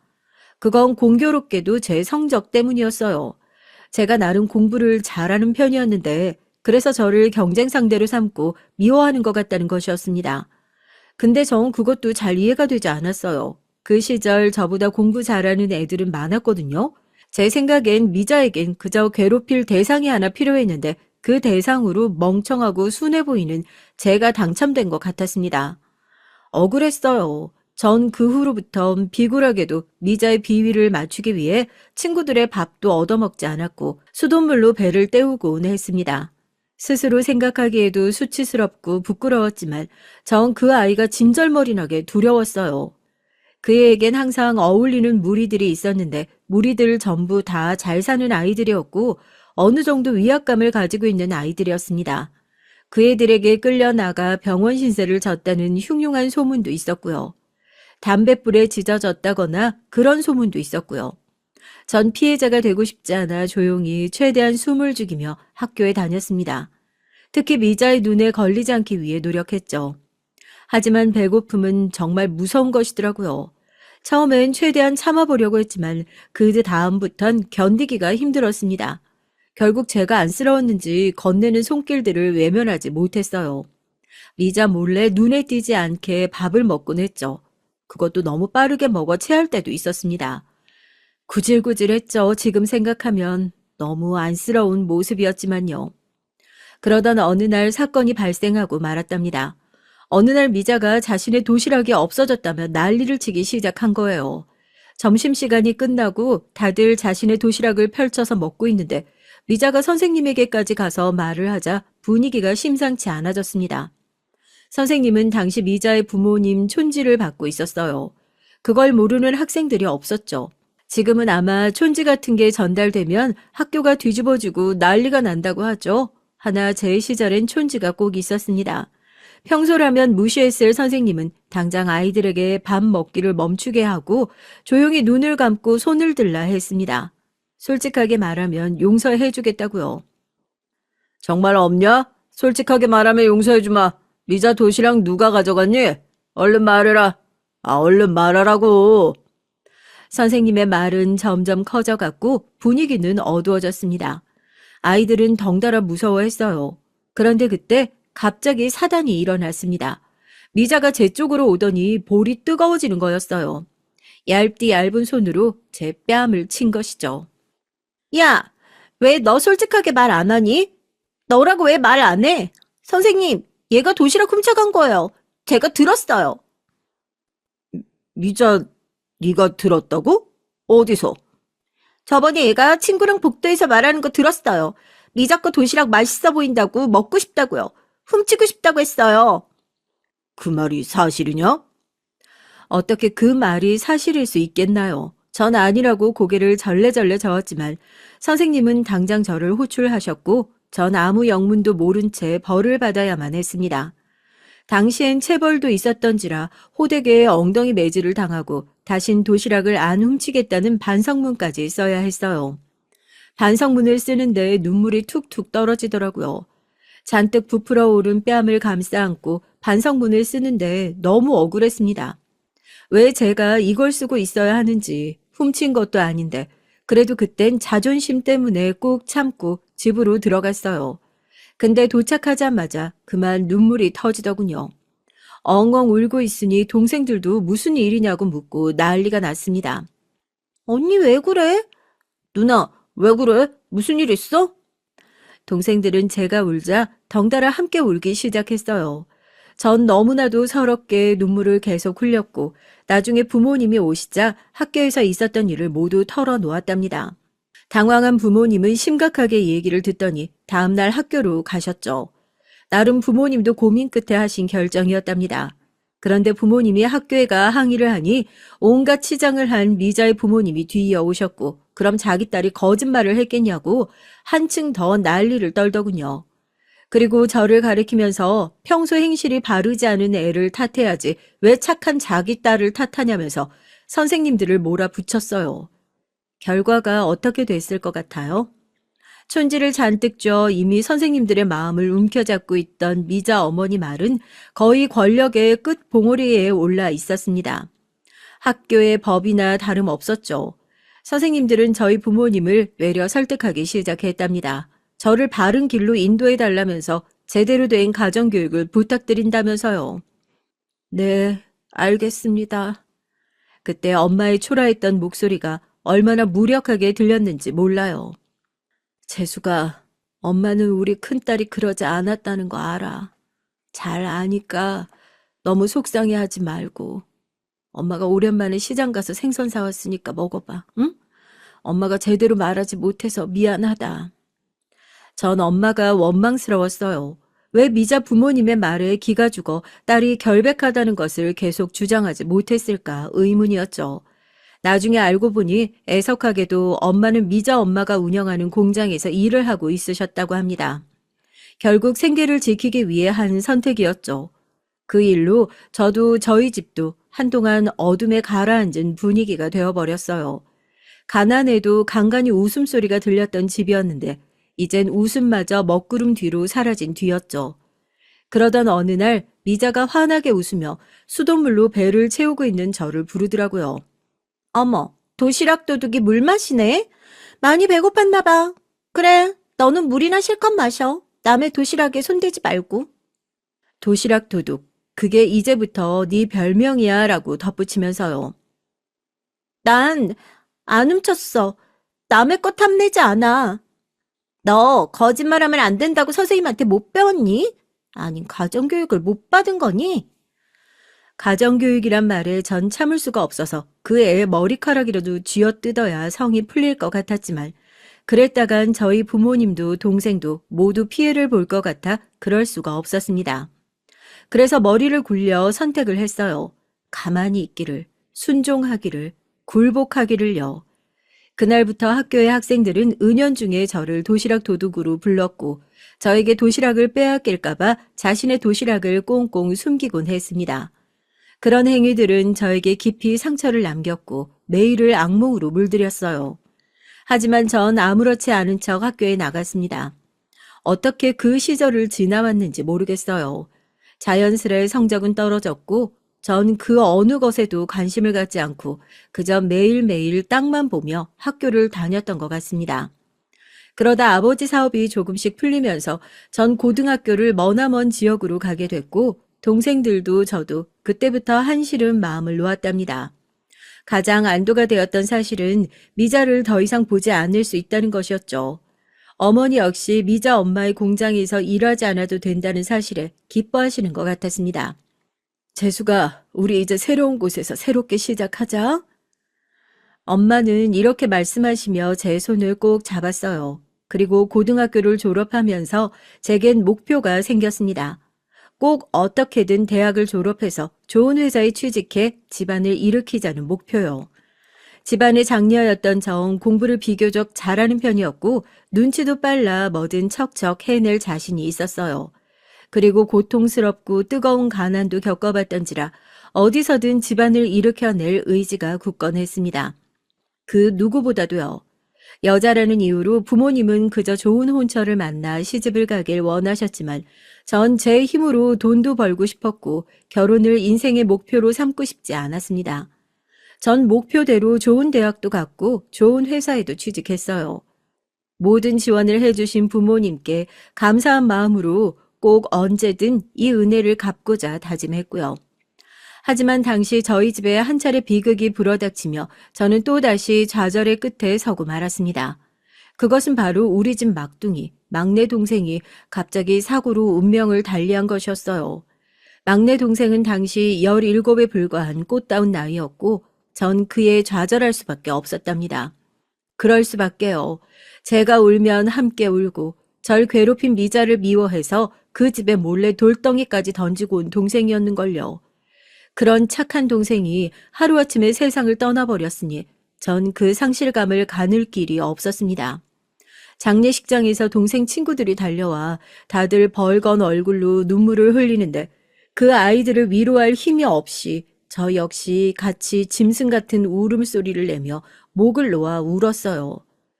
왜 그렇게 빨리 가야 했니? 조금만 있다 가지. 누나랑 조금만 있다 가지. 후회와 아쉬움이 가득했죠. 제 마음속엔 동생과 함께 하고 싶었던 것들이 너무나 많이 남아 있었습니다.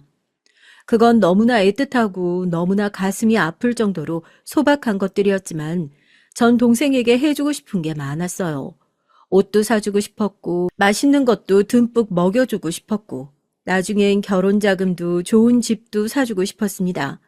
한평생 가난 속에 허덕였던 우리 막내 동생, 배를 너무 많이 골아 비쩍 말라 늘 옷이 커 보였던 막내 동생 얼굴이 잊혀지지가 않아 그렇게 전 울고 또 울며 막내 동생을 보내야 했답니다. 막내 동생을 잃고 나서 저도 힘들었지만 부모님은 정신을 조금씩 놓아가셨어요. 특히나 친정 어머니께서 많이 아프셨습니다. 어머니는 하루에도 여러 번 막내 이름을 부르셨고 어느 날엔 정신에 문제가 생기신 건지 막내가 있다고 착각을 하시기도 했고요. 재수가 우리 제이 어딨니? 아유 아까부터 얘가 나를 부르는데 얼굴은 보이지가 않는다. 엄마에게 자식이 먼저 부모를 앞서 갔다는 사실을 말해줄 수가 없었습니다. 그런 어머니를 보는 건 괴로웠습니다만 당신은 정신과나 이런 치료가 보편화되어 있지 않았던 터라 그저 가족들이 옆에서 함께 있어주며 이겨내는 수밖에 없었어요. 하지만 나쁜 일만 있었던 것은 아니었습니다. 그 시절 전 남편을 만났죠. 가장 힘들었던 시기였기에 가장 사람의 품이 필요했고 그래서 거리낌 없이 기대었던 것 같았습니다. 회사에서 만난 남편은 퇴사 직전 저에게 고백을 해왔어요. 혹시 일에 방해가 될까봐 말을 못했는데 좋아하고 있었습니다. 제가 마음에 드신다면 꼭 만나주세요. 여기로 나와주세요. 남자가 말한 주소는 저희 집과 그닥 동떨어지지 않은 어느 국수집 앞이었어요. 전 얼굴이나 한번 보자는 심정으로 남편을 만났고 만남은 어느새 결혼으로 이어졌습니다. 그런데 결혼 직전 친정 부모님은 조금 못마땅해 하셨어요. 남편의 집안 형편 때문이었죠. 만나면서 알아갔지만 남편은 농촌에서 자라난 가난한 집안의 장남이었고 시부모님 되실 분들은 일평생 농사를 지으신 분들이었습니다. 거기다 남편과 14살 차이가 나는 어린 도련님까지 있었죠. 전 이미 시부모님께 인사도 드렸고 결혼도 하겠다 굳건히 마음 먹었는데 당황스러웠지만 친정 부모님을 설득해야 했어요. 제가 어떻게든 이 사람 손에 물 한 방울 안 묻히고 살 수 있도록 최선을 다하겠습니다. 비록 제 출신이나 배경은 떳떳하지 못하지만 성실함이나 책임감만큼은 그 누구와 견져도 떨어지지 않을 만큼 강합니다. 제 가족 하나는 반드시 먹여 살릴 수 있습니다. 어머님, 아버님 부탁드립니다. 남편이 이때 비장한 각오로 던진 말은 다행히 저희 친정 부모님의 마음을 뒤흔들었고 전 결혼을 할 수 있었어요. 그런데 어린 도련님이 눈에 밟히더라고요. 저와 남편은 회사를 계속 다니며 일단은 이어가기로 했지만 학교를 다니고 있는 어린 도련님이 계속해서 저와 남편이 있는 도시로 오고 싶어 했어요. 도련님은 농촌에서 평생 나고 자랐지만 이곳이 싫다고 했습니다. 나도 데려가주면 안 돼요? 형수님, 나 방해 안 하고 조용히 있을게요. 밥도 덜 먹을 테니까 같이 살면 안 돼요? 예, 넌 그게 무슨 말이냐? 그런 말 하면 못 써. 우리 며느리가 당황스럽게 시리. 그만해라. 당황한 시부모님이 다급히 말리셨지만 도련님은 계속해서 조르기를 멈추지 않았습니다. 엄마, 아버지, 여기에 있어선 개천 용은커녕 아무것도 못 될 거예요. 난 형처럼 공부를 잘하는 것도 아니고 그러니 더더욱 도시로 가서 뭐라도 배워야 돼요. 그리고 농사 체질도 아니고 엄마 아버지 하는 일은 못할 거고요. 도련님 무슨 말씀인지 알겠지만 당장 여기로 오는 게 정말 감당이 되겠어요? 친구들하고도 떨어지는 거고 도시는 낯선 생활이니까 적응하기 힘들 수도 있을 거예요. 생각 많이 해본 거 맞아요? 전 내심 속으로 여러 생각이 들었어요. 도련님의 멋진 포부가 담긴 말에 잠깐 놀라기도 했고 도련님의 저런 포부가 어떤 면에선 저와 닮아있다는 생각도 들고 가난한 집을 지긋지긋해하는 심정도 충분히 이해가 갔습니다. 그래서 물은 거였죠. 그러자 너무나 자신만만한 당당한 목소리로 절 설득하더군요. 네, 형수님. 저 후회 안 할 자신 있어요. 거둬만 주신다면 어떻게든 이 은혜는 제가 평생 갚을게요. 제가 두고두고 잊지 않고 갚을 거니까요. 그러니까 저 제발 같이 형이랑 형수님이랑 같이 살게 해주세요. 부탁드려요, 정말. 야, 임마. 네가 도대체 여기 학교를 다녀서 뭘 한다는 거야? 형은 이해가 안 간다. 도무지 뭔 소리인지 모르겠어. 그냥 속썩이지 말고 거기 있어. 형은 너까지 못 데리고 있어. 네 형수도 불편해할 거고 부담스러울 거야. 그러니 실없는 소린 여기까지만 하자. 남편이 무자르듯 그렇게 딱 대화를 종결시켜버리자 도련님은 저를 애달프게 바라봤죠. 제 쪽이 공략하긴 훨씬 쉽다고 생각한 듯 했습니다. 저도 제가 무슨 마음이었던 건지 모르겠어요. 너무나 충동적으로 그만 제가 책임을 지겠다고 선전포고하듯 말해버린 겁니다. 이렇게까지 서울행을 원한다면 못 들어드릴 것도 없어요. 물론 저희에게 아이도 생길 거고 하겠지만 도련님 한 사람 정도는 괜찮을 것 같네요. 대신 도련님, 저희에게 아기 생긴다면 도련님께 많이 신경 못 쓸 수도 있어요. 그거 상관없죠? 네, 그럼요, 형수님. 정말 감사합니다. 전 신경 하나 쓰실 필요 없어요. 그냥 투명 인간으로 대하세요. 아, 이게 무슨 소리야. 안 돼. 이 어린 녀석이랑 어떻게 같이 산다고. 도련님은 너무나 기뻐하는 얼굴로 펄쩍펄쩍 뛰었고 남편은 그날 말도 안 된다며 제게 왜 상의도 없이 허락했냐고 길길이 화를 냈습니다. 하지만 전 시부모님 몸도 오랜 농사일로 불편해지셨고 나이도 있으시니 도련님 공부시키기엔 여기가 괜찮을 것이라고 강경히 말을 했죠. 제 막내 동생을 많이 닮은 도련님을 매일 볼 수 있는 건 마치 막내 동생과 함께 있는 것 같은 느낌을 줬어요. 막내 동생보단 장난기가 많고 자신이 하고 싶은 거에 대해 분명한 사람이었지만 반달로 접히는 눈매가 정말이지 비슷했습니다. 아마 그것이 제가 책임지겠다고 한 이유였던 것 같아요. 전 막내 동생을 돌보듯 도련님의 공부를 봐주고 밥도 정성스레 차려줬습니다. 그 당시 남편이 회사에서 완전히 자리를 잡았을 때라 전 출산과 동시에 일을 그만뒀고 딸아이 하나와 도련님을 돌봐 나가며 살았어요. 여러분들은 아마 제 선택을 어떻게 생각하실런지 모르겠습니다. 그런데 전 그때까지만 해도 별로 후회가 없었어요.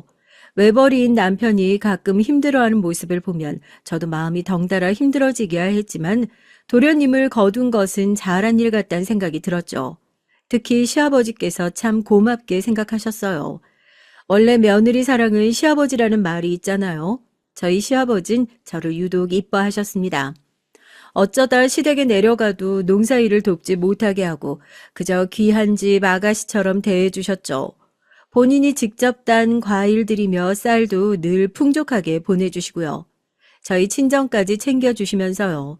어느 날 저희 친정 어머니께서 관절이 약하셔서 수술을 하시게 됐는데 이때도 시아버지가 직접 병원까지 행차하셔서 여러모로 도움을 주셨습니다.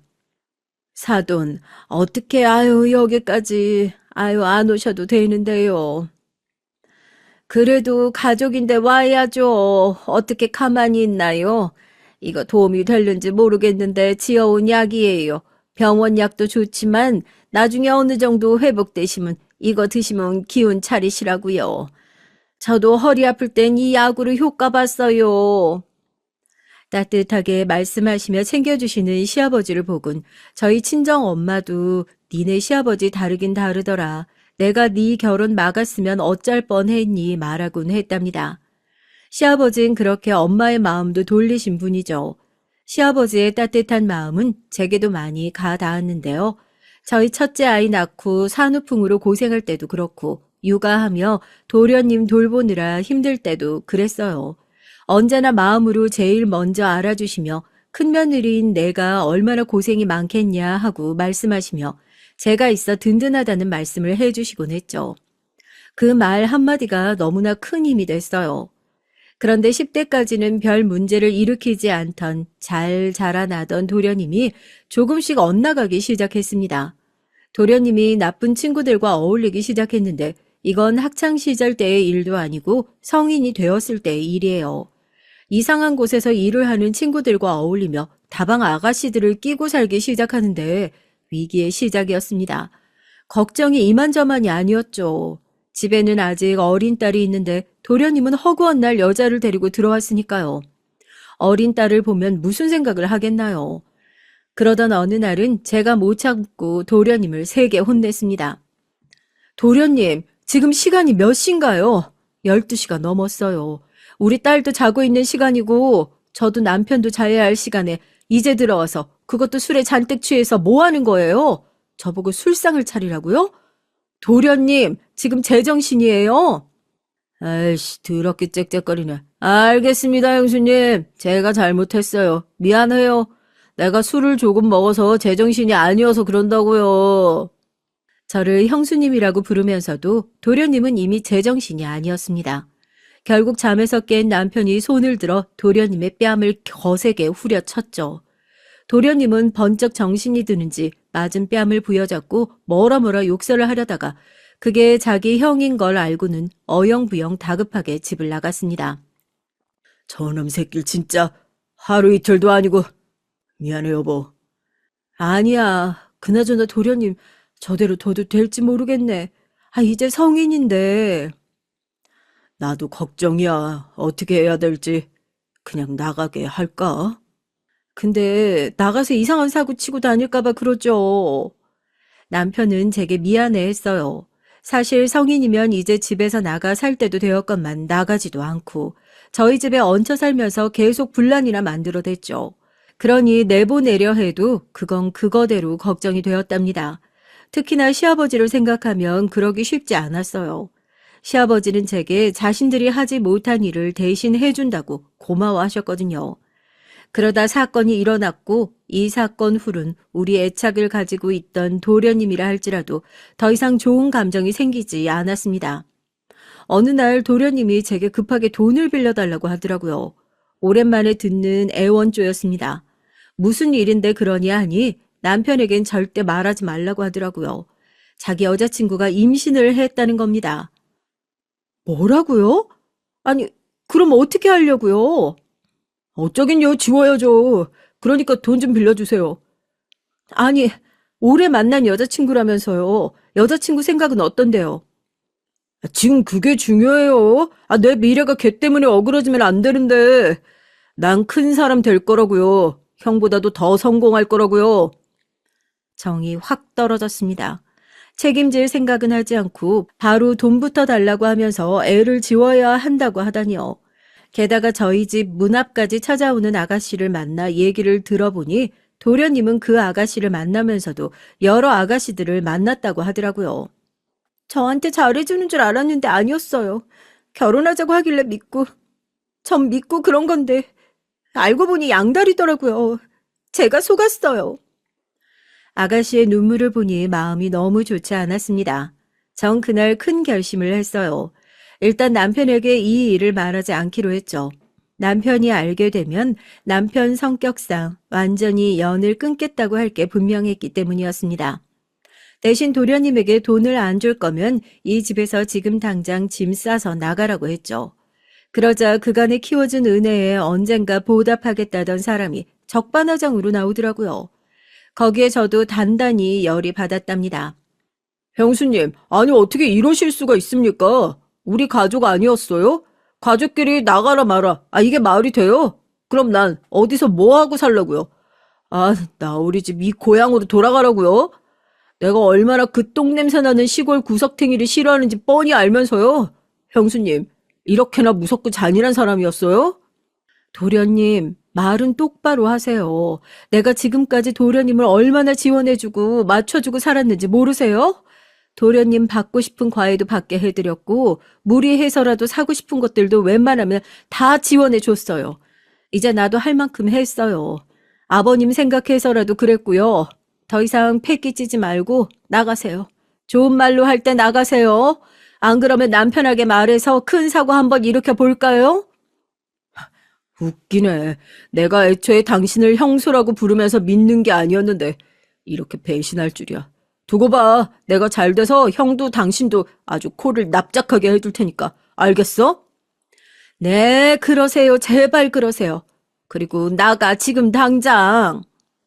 저도 감정이 격해 말이 강하게 나가긴 했지만 도련님 하는 말들에 너무 충격을 받은 나머지 좋게 나가지 않더라고요. 지금껏 도련님 한 사람 몫으로 나간 돈이 얼마고 노력이 얼만데 너무하다는 생각이 들고 섭섭했습니다. 결국 그 여자는 스스로 애를 지웠다고 해요. 도련님은 돈 한 푼 보태주지 않았고요. 전 그 길로 도련님과는 연락 한번 하지 않았고요. 아마 그 시간이 대략 10년 정도였습니다. 명절날 만나도 서로 대면대면 말 한마디 서로 건네지 않았고 나중엔 그게 편해졌습니다. 딸 아이도 저에게 들은 얘기가 많아서인지 도련님을 대놓고 무시하더라고요. 도련님은 그 기간 동안 꾸준히 사업을 했다 말아먹었다를 반복하며 지냈습니다. 그 돈은 시부모님의 주머니에서 나왔기에 전 나중에 시부모님을 찾아가 말했어요. 어머님, 아버님 절대 돈 주지 마세요. 도련님 어차피 이번에도 말아먹을 거예요. 절대 지원해 주시면 안 돼요. 형수가 뭔데 난리예요? 진짜 열받게 하네. 내가 아들이야? 당신 고작 며느리라고. 이 일을 계기로 사이는 더더욱 나빠졌습니다. 그러던 어느 날 더더욱 전입가경으로 치달은 일이 일어났죠. 전 이때 제 인생은 왜 이토록 이렇게나 꼬였을까 처음으로 진지하게 생각을 했답니다. 정성껏 길렀다고 생각한 도련님도 저렇게 배신하고 나갔는데 이런 일까지 생기다니 신이 날 미워하나라는 마음마저 들더군요.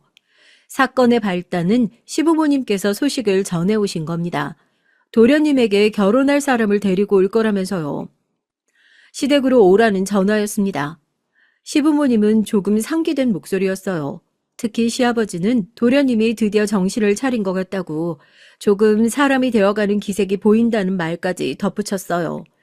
사실 도련님이 사랑구실을 못했기에 외국 여자를 데려와서라도 결혼시켜야 하나 걱정이 많았던 시부모님이었습니다. 그러니 저도 여자를 데려온 것에 대해선 다행이라 생각을 했죠. 드디어 시댁으로 내려간 날 전 도련님이 데리고 온 여자와 마주치고 입을 다물지 못했습니다. 어떻게 이런 일이 일어날 수 있을까요? 학창시절 가난한 형편의 절 도시락 도둑으로 몰아가곤 했던 부잣집 딸, 악질, 악마, 그 어떤 나쁜 수식어도 아깝지 않은 미자였습니다. 미자가 저를 보고 웃더라고요. 미자. 제가 동서의 이름을 부르자 남편은 곧바로 아는 사람이냐고 물었습니다. 전 학창시절 겪었던 일을 그 누구에게도 말하지 않았어요. 남편도 모르고 있었죠. 수치스러웠고 떠오르기만 해도 괴로웠기 때문입니다. 제가 나이가 많아서 사실 이렇게 괴로우는 것 자체가 너무 송구스럽긴 했어요. 아무래도 나이 차이라는 게 무시하진 못하니까요. 근데 저희가 너무 서로 사랑하다 보니까 미룰 수가 없겠더라고요. 결혼이라는 거. 남녀가 합심해 잘 산다면 괜찮을 거라고 생각합니다. 어머님, 아버님. 제가 비록 나이는 많지만 그래도 이와 함께 가정이란 걸 꾸려보고 싶어요. 부디 허락해 주세요. 어머님, 아버님도 잘 모실게요. 미자는 태연자작하게 조신한 여자처럼 말을 하고 있었고 시어머니와 시아버지는 조금은 못마땅한 얼굴로 미자를 보고 있었습니다. 며느리라고 들어온 여자가 나이가 저와 같으니 당연히 그럴 수밖에 없었죠. 근데 전 시부모님의 얼굴 기색보다 미자가 제게 했던 행위들이 먼저 떠오르더라고요. 얼마나 악한 짓거리들을 했나요? 악한 거에도 정도가 있는데 전 정말 악한 사람은 변할 수 없다고 믿는 사람이었습니다. 그런 미자가 제 동서로 들어온다니 이건 정말이지 인생이 저를 배반한 거와 다름없는 거였어요. 어떻게 이런 운명이 있을 수 있는지 입이 꽉 깨물어지고 타들어갈 듯 가슴이 조여왔습니다. 그때 못 잡은 머리채를 지금이라도 잡고 싶었죠. 하지만 자리가 자리인 만큼 일단은 상황을 지켜봤습니다. 시부모님은 나중에 미자가 가고 나서 어떻게 하는 게 좋겠냐고 제게 먼저 물으셨죠. 도련님은 그걸 왜 형수에게 묻냐며 자신은 이 여자가 너무 좋으니 반드시 이 여자와 함께 살아야겠다고 주장을 했고요. 그리고 이때 시부모님이 결코 거부할 수 없는 카드를 내밀었습니다. 엄마, 사실 엄마 둘째 며느리 될 사람이 내 사업 지원해준다고 했고 우리 같이 하기로 했어. 그 사람 집안이 엄청 잘 살아. 사진 봐봐. 여기 건물 보이지? 그게 다 이 사람 거야. 이런 집안 배경 가진 여자 잡는 게 쉬운 일일 것 같아? 나 이 기회 놓치면 안 돼. 미자 부모님은 여전히 잘 사신 모양이었습니다. 도련님은 그 기회를 놓치지 않겠다고 했고요. 시부모님은 도련님의 말을 듣고 나선 나중에 그냥 잘 살아보라 하시더군요.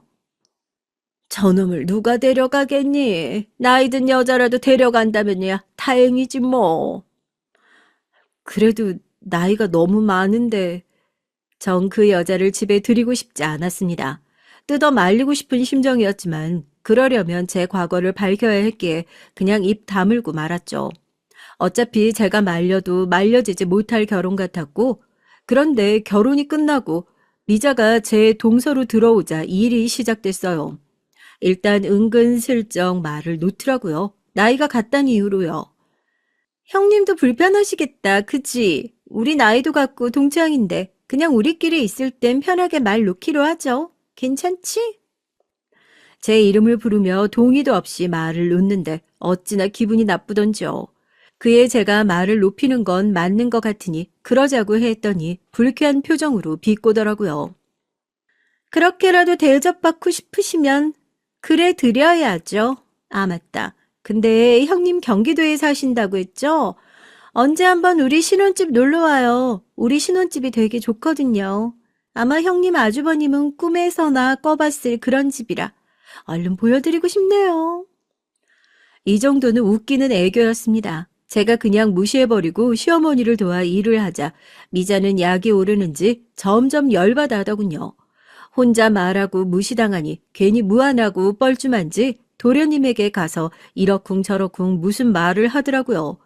보나마나 제 욕이었겠죠. 그때 조용히 감을 깎고 계실 줄 알았던 시어머니께서 제게 이런 말씀을 하셨고 큰 위로가 됐습니다. 아가, 둘째 며느리만은 어느 정도 걸러 들어라. 우리도 보는 눈이 있고 듣는 귀가 있는데 저희는 인성에 문제가 많은 애 같구나. 조용히 편을 들어주시는 말에 전 눈물이 왈칵 고였어요. 동서는 그 후로도 재력을 뽐내거나 도련님과 하는 사업이 잘 되어 가는 것을 과시하며 명절 때마다 자랑을 하곤 했지만 저희 시부모님을 포함해 저와 남편은 모두 못 들은 척 대꾸조차 하지 않았죠. 이게 동서를 대하는 방식이었어요. 시부모님 또한 동서가 제게 막대하는 것을 알고 있으시기에 대놓고는 혼내시진 않았지만 그런 자랑을 하며 다른 사람을 깎아내려고 하면 무시하는 것이었죠. 참 감사했습니다. 도련님과 동서는 죽이 잘 맞았어요. 척 봐도 이모뻘인 동서가 한마디 지시를 내리거나 요구를 말하면 도련님은 동서를 엄마처럼 여기고 애교를 부리고 성실히 수행했습니다. 도련님에게 동서는 돈줄이었으니까요. 그렇게 시간이 흐르는 동안 두 사람은 10몇 년 정도는 무탈하게 잘 사는 듯 보였습니다. 겉으로 보기엔 그래 보였죠. 속은 어떤지 몰랐지만요. 그러던 어느 날 사건이 벌어지고 말았습니다. 사사건건 저를 무시하던 동선 나이 들어서도 그 추함을 버리지 못했는데요. 동서의 특기 중 하나가 피부과 시술을 받는 것이었어요. 나이가 들면서 도련님과의 나이 차이를 의식했는지 보톡스며 리프팅이며 이름도 알 수 없는 시술을 너무 많이 받다 보니 얼굴이 터질 것처럼 팽팽해졌습니다. 근데 그게 부작용이 일어났나 봐요. 어느 날부터 얼굴이 벌겋게 붓고 진물이 계속 나오더랍니다. 병원을 상대로 고소를 진행했고요. 그래서 그때 당시 동서 기분이 최악이었죠. 그런 동서가 명절날이라고 얼굴에 붕대를 감싸고 찾아왔는데 그 와중에 뾰족구두를 신고 왔더라고요. 아니 아픈데 왜 굳이 여기까지 왔니? 그래도 알았죠. 제가 그래도 어머님이 제일 사랑하는 며느리잖아요. 그리고 형님 혼자 일 다 하시면 저한테 얼마나 뭐라고 하시는데요. 큰애가 무슨 말을 하니? 얘는 말이 별로 없는 앤데. 시어머니가 꿈쩍도 않으시자 그 순간 붕대 사이로 미자의 미간이 확 찌푸려지는 게 보였습니다. 저도 모르게 웃음이 나왔죠. 명절을 보내는 동안 미자는 계속해서 자기 얼굴이 이렇게 된 것에 대한 원망, 병원에 대한 욕설을 섞어가며 신세 한탄을 해댔습니다. 듣기 지겨울 정도로요. 시아버지께선 나중에 피곤하셨는지 이만 가서 쉬라며 보냈습니다. 근데 그렇게 명절을 보내고 집에 가려던 찰나 미자가 호들갑을 떨더라고요. 어머님, 아버님, 제 구두가 없어졌어요. 어머, 어떡해. 여보, 내 구두. 그거 명품이란 말이에요. 내가 얼마나 아끼는 건데. 글쎄, 구두가 제 발로 걸어갔을 리가 있겠니? 잘 살펴봐라. 시아버지가 무심하게 대꾸하시자 미자는 더 화가 났는지 씩씩거리더니 마루를 뒤집어 엎을 듯 샅샅이 살피고 다니더군요. 도련님까지 동원시키면서요. 도련님은 피곤한 눈치였죠. 사실 가족들 모두 그랬습니다. 동서란 사람이 일을 돕기는커녕 계속 자기 얼굴 얘기만 하며 온 진을 다 빼놨으니까요. 그런데 갑자기 구두를 찾던 미자가 제게 시선을 획 돌리더라고요. 너지? 마치 과거의 그 상황 같았습니다. 어쩔 수 없이 제가 도시락을 훔친 범인으로 지목당하고 미자는 가해자였던 그 상황이요. 형님이 훔쳤죠? 무슨 근거로 그런 말을 하는 거야? 그럼 그 버릇이 어디 가겠어요? 그때도 감히 내 도시락 훔쳤잖아요. 3살 버릇 80까지 간다는 말이 괜히 있겠어요? 명품은커녕 브랜드도 하나 못 입는 형편이시니 구두 하나쯤 탐나지 않았겠어요? 갑자기 과거의 울분이 올라오더라고요. 가슴 깊숙이 묻어두었다고 생각했던 울분이 차오르더니 저도 모르게 주절거리게 됐습니다. 그런데 제가 더 말을 잇기도 전에 시아버지가 행동을 개시했어요. 동서의 뺨을 내려치신 거죠. 짝소리가 나며 동서의 얼굴이 돌아갔습니다. 네가 주제를 몰라도 너무 모르는구나. 네 친정이 어렵다 해서 빌빌거리며 빌 때는 감사하다 고맙다 하기에 믿고 봐줬더니 이젠 감히 내가 아끼는 첫째 며느리를 모함해? 너 우리 정말 아무것도 모른다고 생각하는 거냐? 아버님, 전 그게 아니고. 니네 사는 집도 빼라. 거기에도 내 돈이 들어갔으니 집 빼고 사무실도 빼. 너한텐 그 구두는 허용뿐이니 그것도 버려야겠지. 근데 그건 걱정 마라. 구두는 내가 버렸으니까. 동서가 아무 말도 못하고 울먹이자 그제야 전 돌아가는 상황이 이해가 되어가기 시작했습니다. 일단 시아버지께서 동서를 벼르고 있다 직접 구두를 버려주신 것이었죠. 나중에 시부모님에게서 더 자세한 상황을 들었어요. 동서와 서방님이 시작했던 사업은 천천히 쇠락을 향해 가고 있었고 동서에게 모든 지원을 아낌없이 해줬던 동서의 친정도 망해가고 있었던 거였습니다. 그리고 결국 시아버지를 찾아와 도움을 요청했고 동서가 유독 시아버지를 어려워했는데 이유가 있었던 거였죠. 그리고 시아버지는 동서에게 제게 무릎을 꿇고 참여하라고 명하셨는데요. 동서는 재빠르게 엎드리더라고요. 죄송해요, 형님. 제가 생각이 짧았어요. 앞으로 형님한테 이런 무례 범하지 않을게요. 형님 비위 제가 다 맞출게요. 죄송해요. 동서가 저리 말하자 도련님도 함께 엎드렸습니다. 오래전에 받았어야 할 사과를 받았죠. 저와 형에게 앞으로 더 잘하겠다며 아내 단속도 잘 하겠다고 하더군요. 하지만 전 두 사람을 용서하고 자시고 하고 싶지 않았습니다. 그냥 가족으로 받아들이기가 싫더라고요. 이미 그런 지 너무 오래됐고요. 동서, 비위 맞출 필요도 없고 그냥 살던 대로 살아. 대신 얼굴은 보지 말자. 동서는 지난 10년 이상 우리를 사사건건 무시했지? 근데 이거 하나 알아도 우린 그래도 자식 다 건사하면서 실속은 챙기고 살았어. 동서나 동서 친정처럼 망하진 않았지. 욕심 부리다 망했으니 어디 한번 잘 추스리며 살아봐. 거지처럼. 네가 나를 항상 거지로 불렀다는 점을 덧붙여 지적해줬더니 잘못했다며 엉엉 울더라고요. 전 나중에 동서 부부가 사라지고 궁금해하는 가족들에게 학창시절 있었던 일을 조용히 털어놓았답니다. 오래전 일이었지만 아직 제 마음속에선 어제 일처럼 생생하게 남아 있었더라고요.